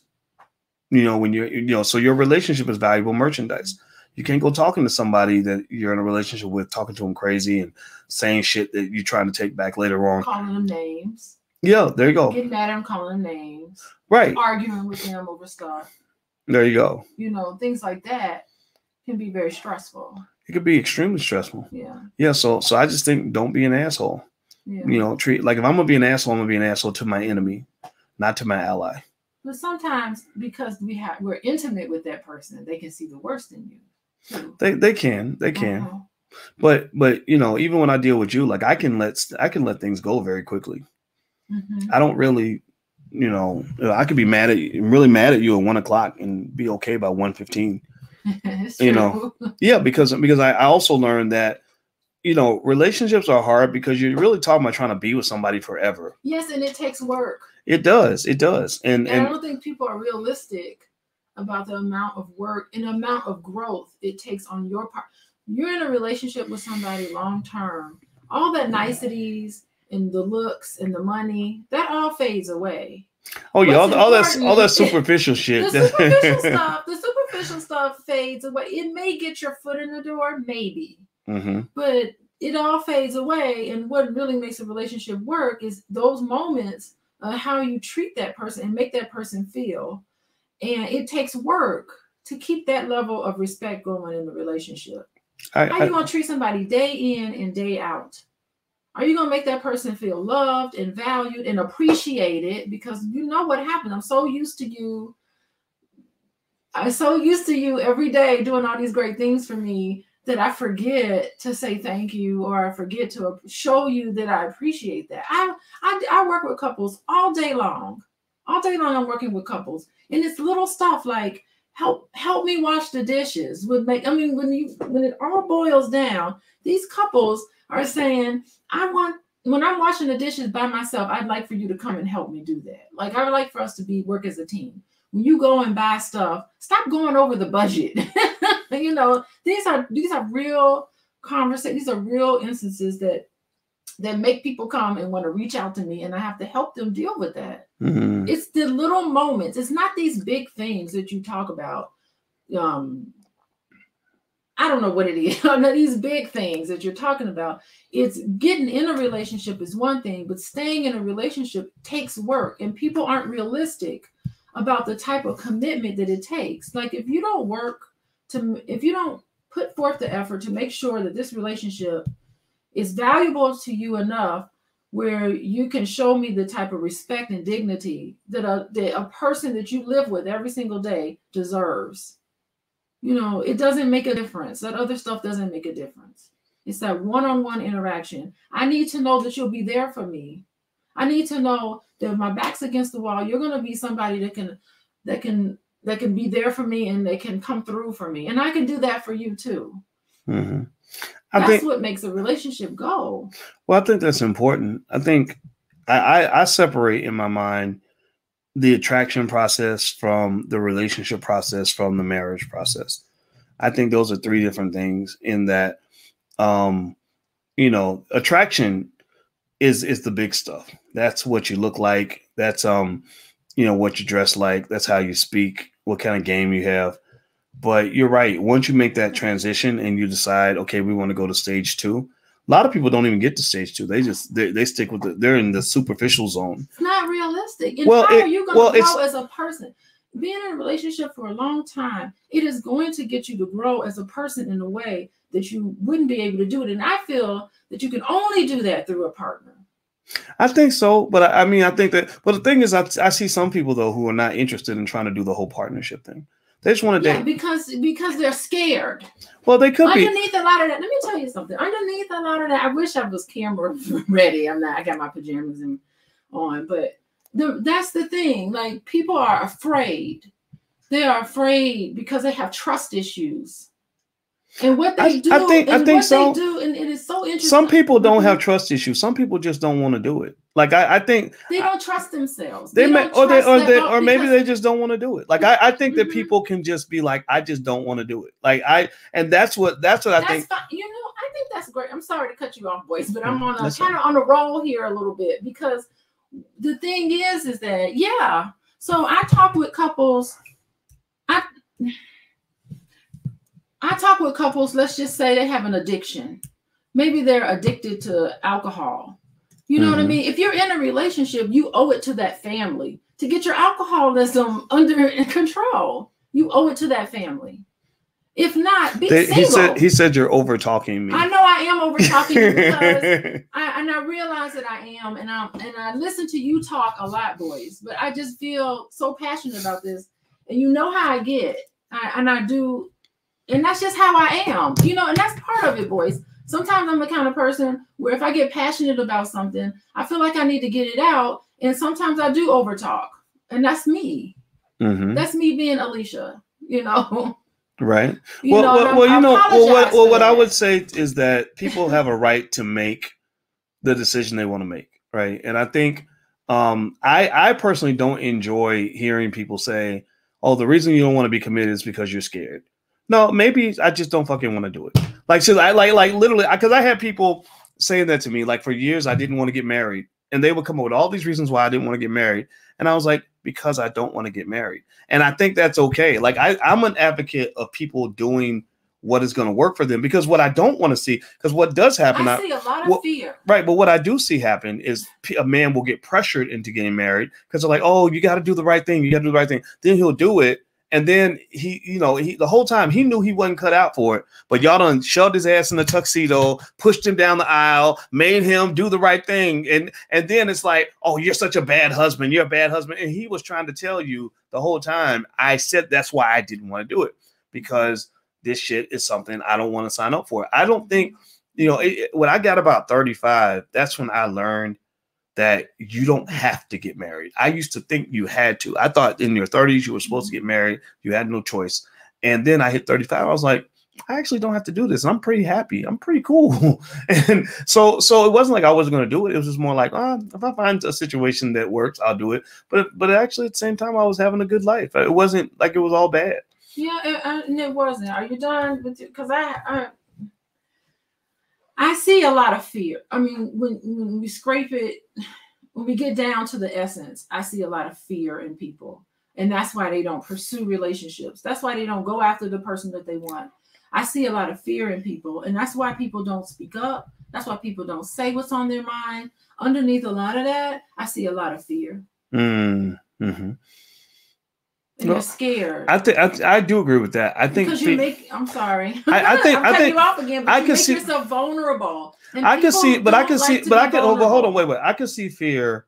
I can see fear being a factor for everybody, right? Yeah. And you should have fear. You should be afraid, because divorce is terrible. It's very stressful. It breaks you financially. Like there's a lot to be nervous about, right? And being unhappy in a bad marriage is a very bad thing. So what I think that what you might be saying, and I agree with this, is that if you do it, you better work extra hard to do it right.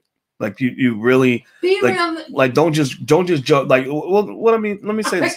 Go ahead. I want to hear your 2 cents, but I want to say it's like I think taking your time to make sure you pick the right person is important.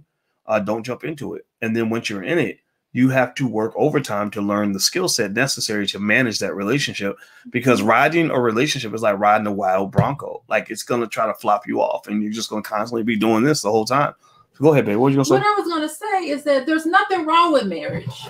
There's nothing wrong with relationships. The issue is the people in the marriage. The issue are the people in the relationship. I feel like marriage is fine. It's just the people who get married and they don't want to put the work in.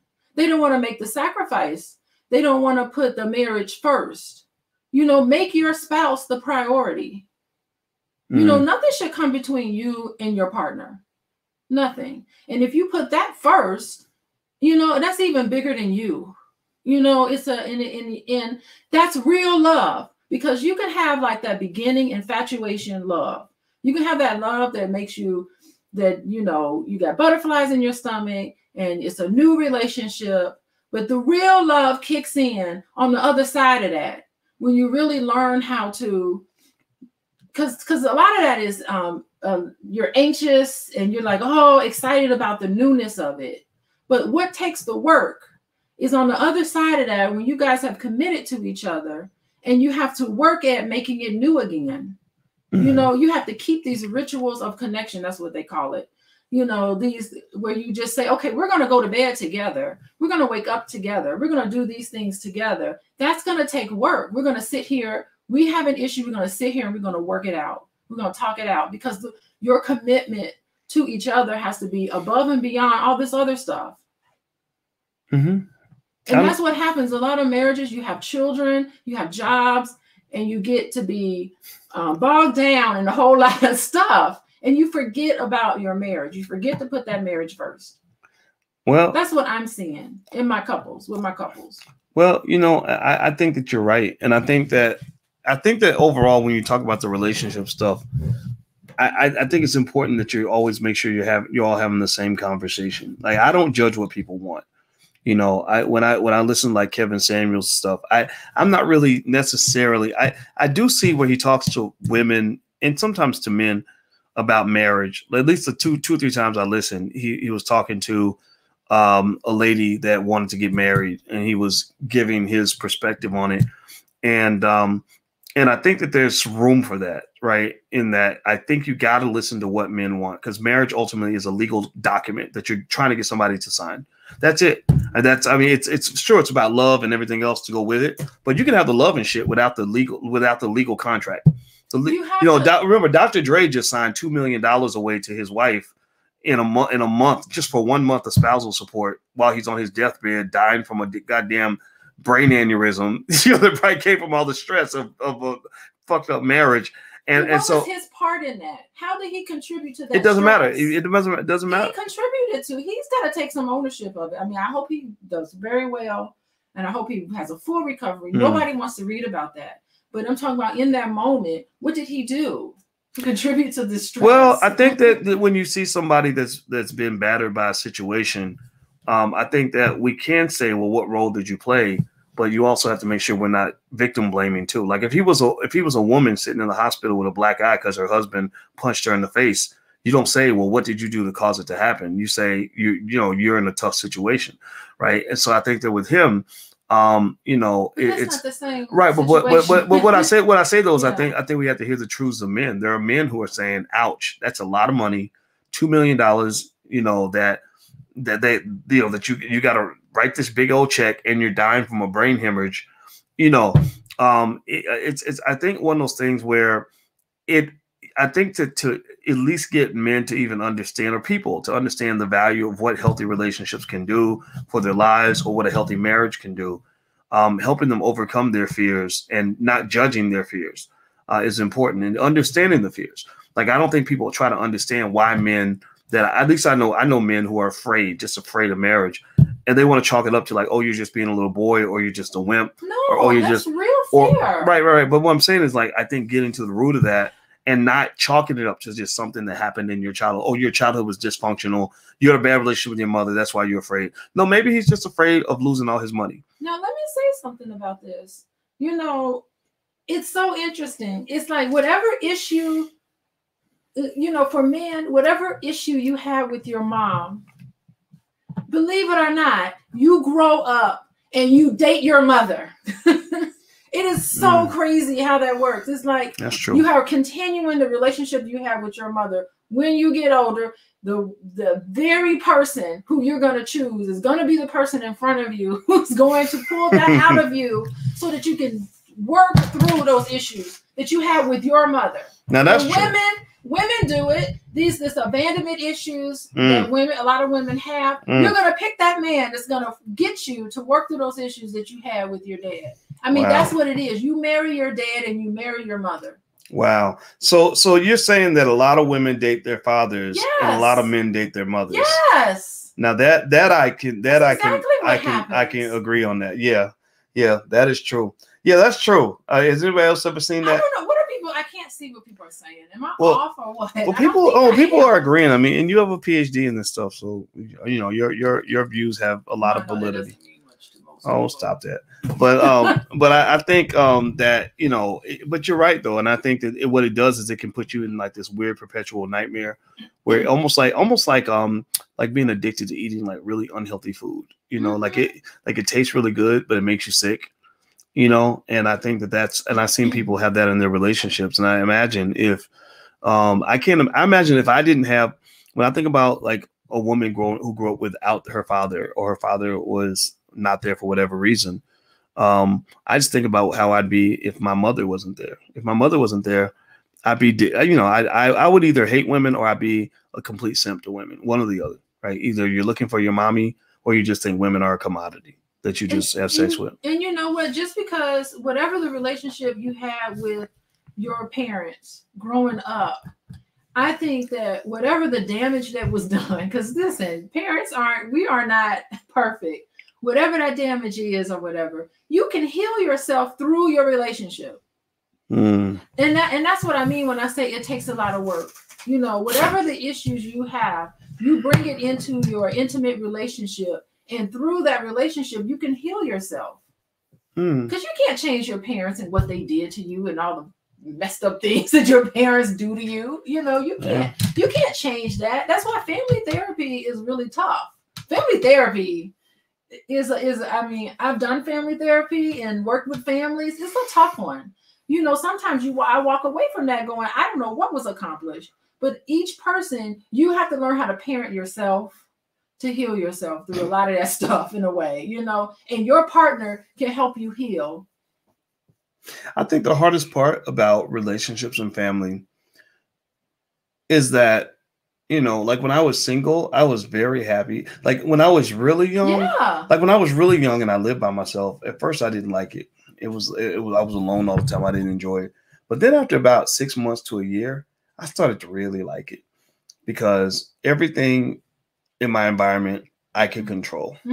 You know, like if I left food in the refrigerator, it was always there. If I put something on a certain table, it never moved. It was quiet when I wanted it to be quiet.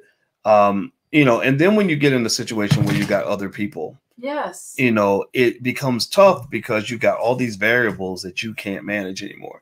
And, you know, when you talk about like a partner, or you're talking about children, and I can see where there are people who get so used to living alone and doing everything alone. Like every time if you choose to go out to eat, it's one person's decision. You don't have to come to a consensus. That adjustment to suddenly having to share power in your life with other people, it can really suck. You know, like especially if you're dealing with somebody who's as rigid as you, who also is like used to having their way. It can become a mess. It can really suck sometimes, but at the same time, it can be a beautiful experience. How beautiful of an experience can it be that you can share your life with somebody and you can go to dinner with that person and it's beautiful. You can have a conversation with that person and it's uplifting. You can have a companion where you grow. It's the growth It's easy to be alone and single sometimes, where it can be a rewarding process to be in a relationship that's healthy and not toxic. You know, a relationship that's healthy, and when you respect each other, you can grow together. You can have a companion. You can go to China with somebody. Me and you, we went to China. How wonderful was it to go to China than to just go by yourself? You know, somebody you can experience those special moments with. It's just a beautiful thing. Now that's true. Oh, by the way, I don't know if y'all know this or not, but if you go to the blacklovechannel.com, we actually have like this we decided to do this fun little reality series called the Black Love Blueprint, #Boyce and Alicia. So it's actually the third installment of the Black Love Blueprint, which is actually 2 other films we made with therapists and stuff like that. So if you want to go take a look, go to the blacklovechannel.com, theblacklovechannel.com. And we decided to do it because we wanted to make sure that there was a lot of perspectives out there on love and relationships that provide balance, that allows us to respect the importance of the Black man, the importance of the Black woman, the importance of the Black family, and the importance of Black children. So there's the URL on the screen, theblacklovechannel.com. So I hope you'll subscribe. But you know what I can say though is, given that everything has its pros and its cons, even though I learned how to be really happy doing everything by myself, it is great to have a teammate too. Like when you have somebody else that you know, like you come home and there's really good food cooked and you didn't cook it, you know, or, you know, somebody to just kind of have your back. Or like when I went to get my dental surgery and I had to go under, you know, and when you do this, somebody has to drive you home and, you know, whatever. Like I couldn't even drive myself home, and you were there and you waited there all day for me to get me home safely. And I knew I could trust you to do that. Right. And I think that those are the little things that I think people forget about, you know, like I got your back. What are you talking about? You ain't gonna be by yourself in situations like that. Never. Yeah, well, and I appreciate that. So I think it's like a balancing act, right? It's sharing power can be tough, you know, especially now, you know, tough. Like I think a lot of men are confused about, you know, this whole concept of the modern woman. Like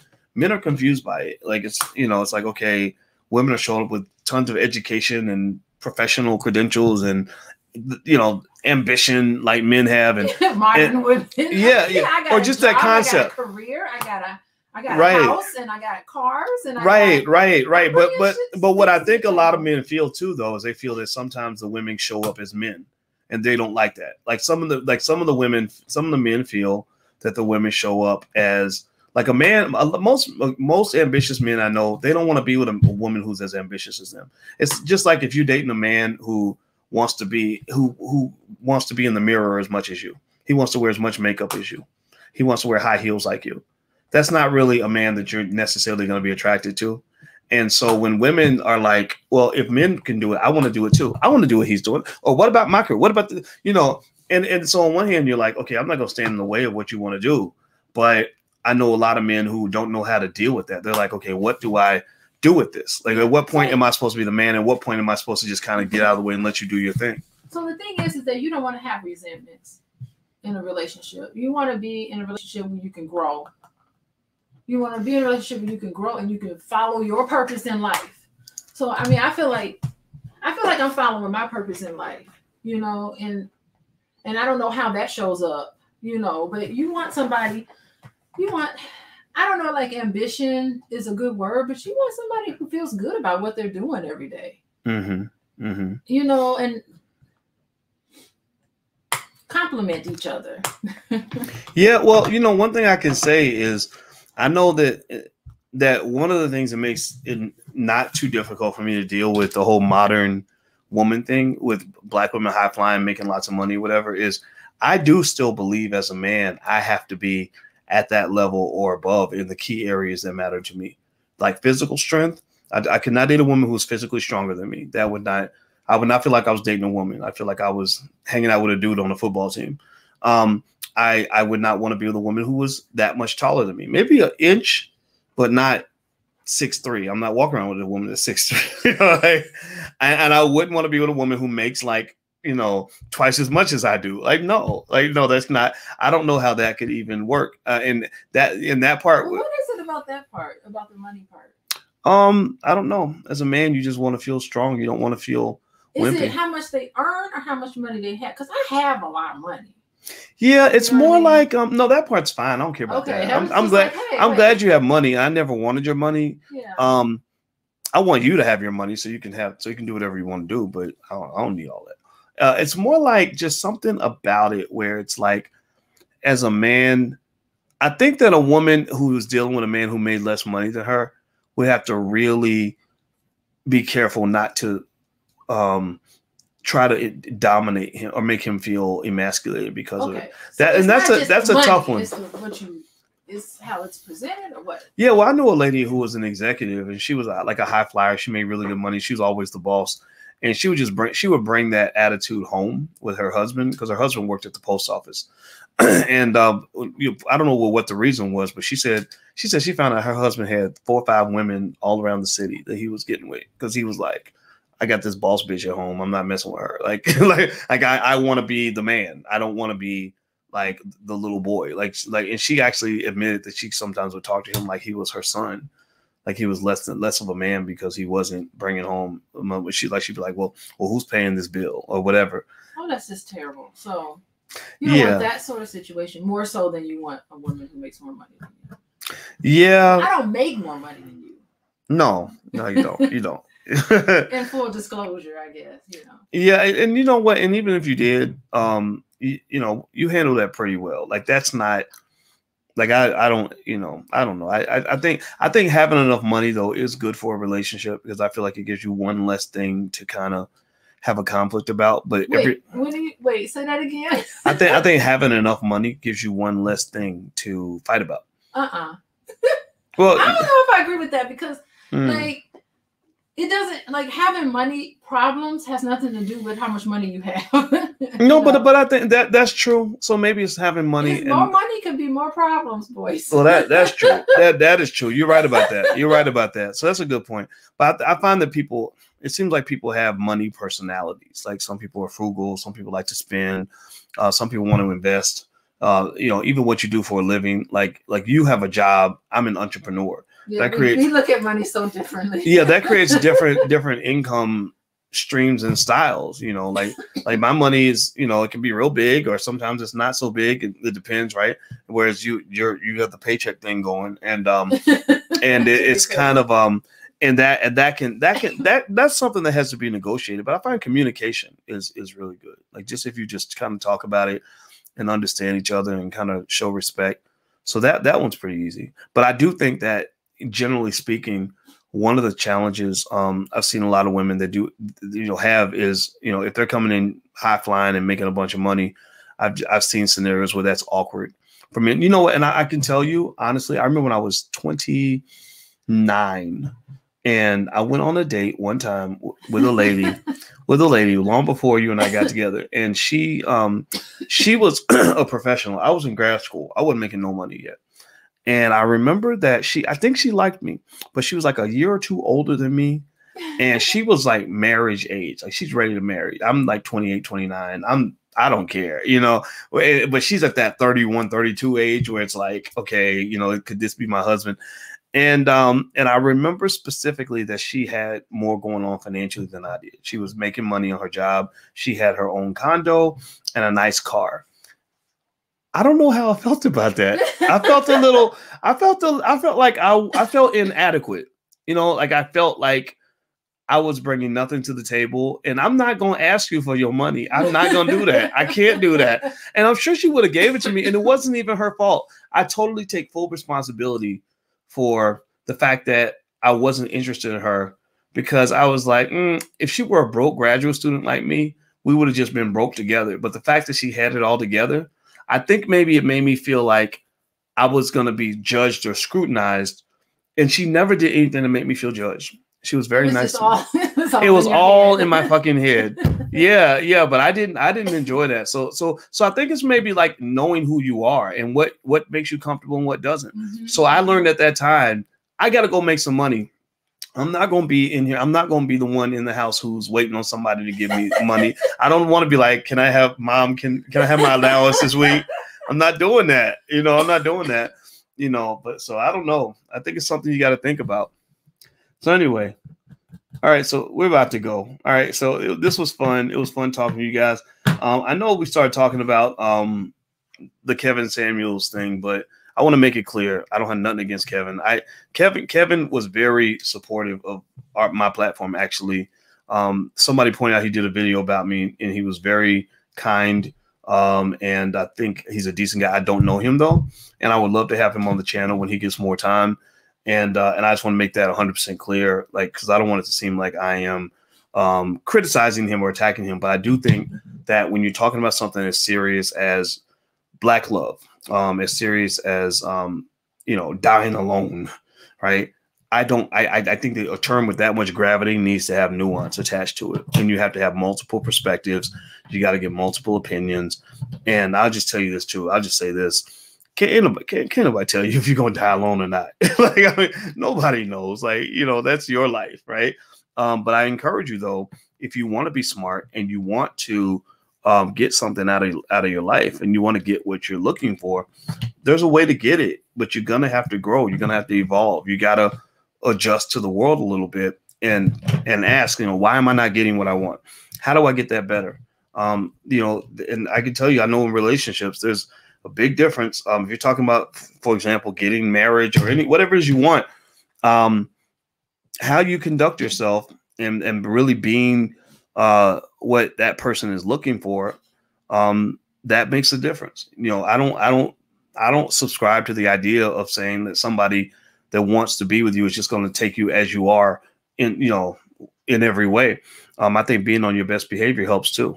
I know that in order for me to attract a woman, I've always felt I got to be a decent man. I got to be a quality man. And in order for me to even know what that means, I have to listen and learn what that means. Like, what are you looking for? What does a quality man do?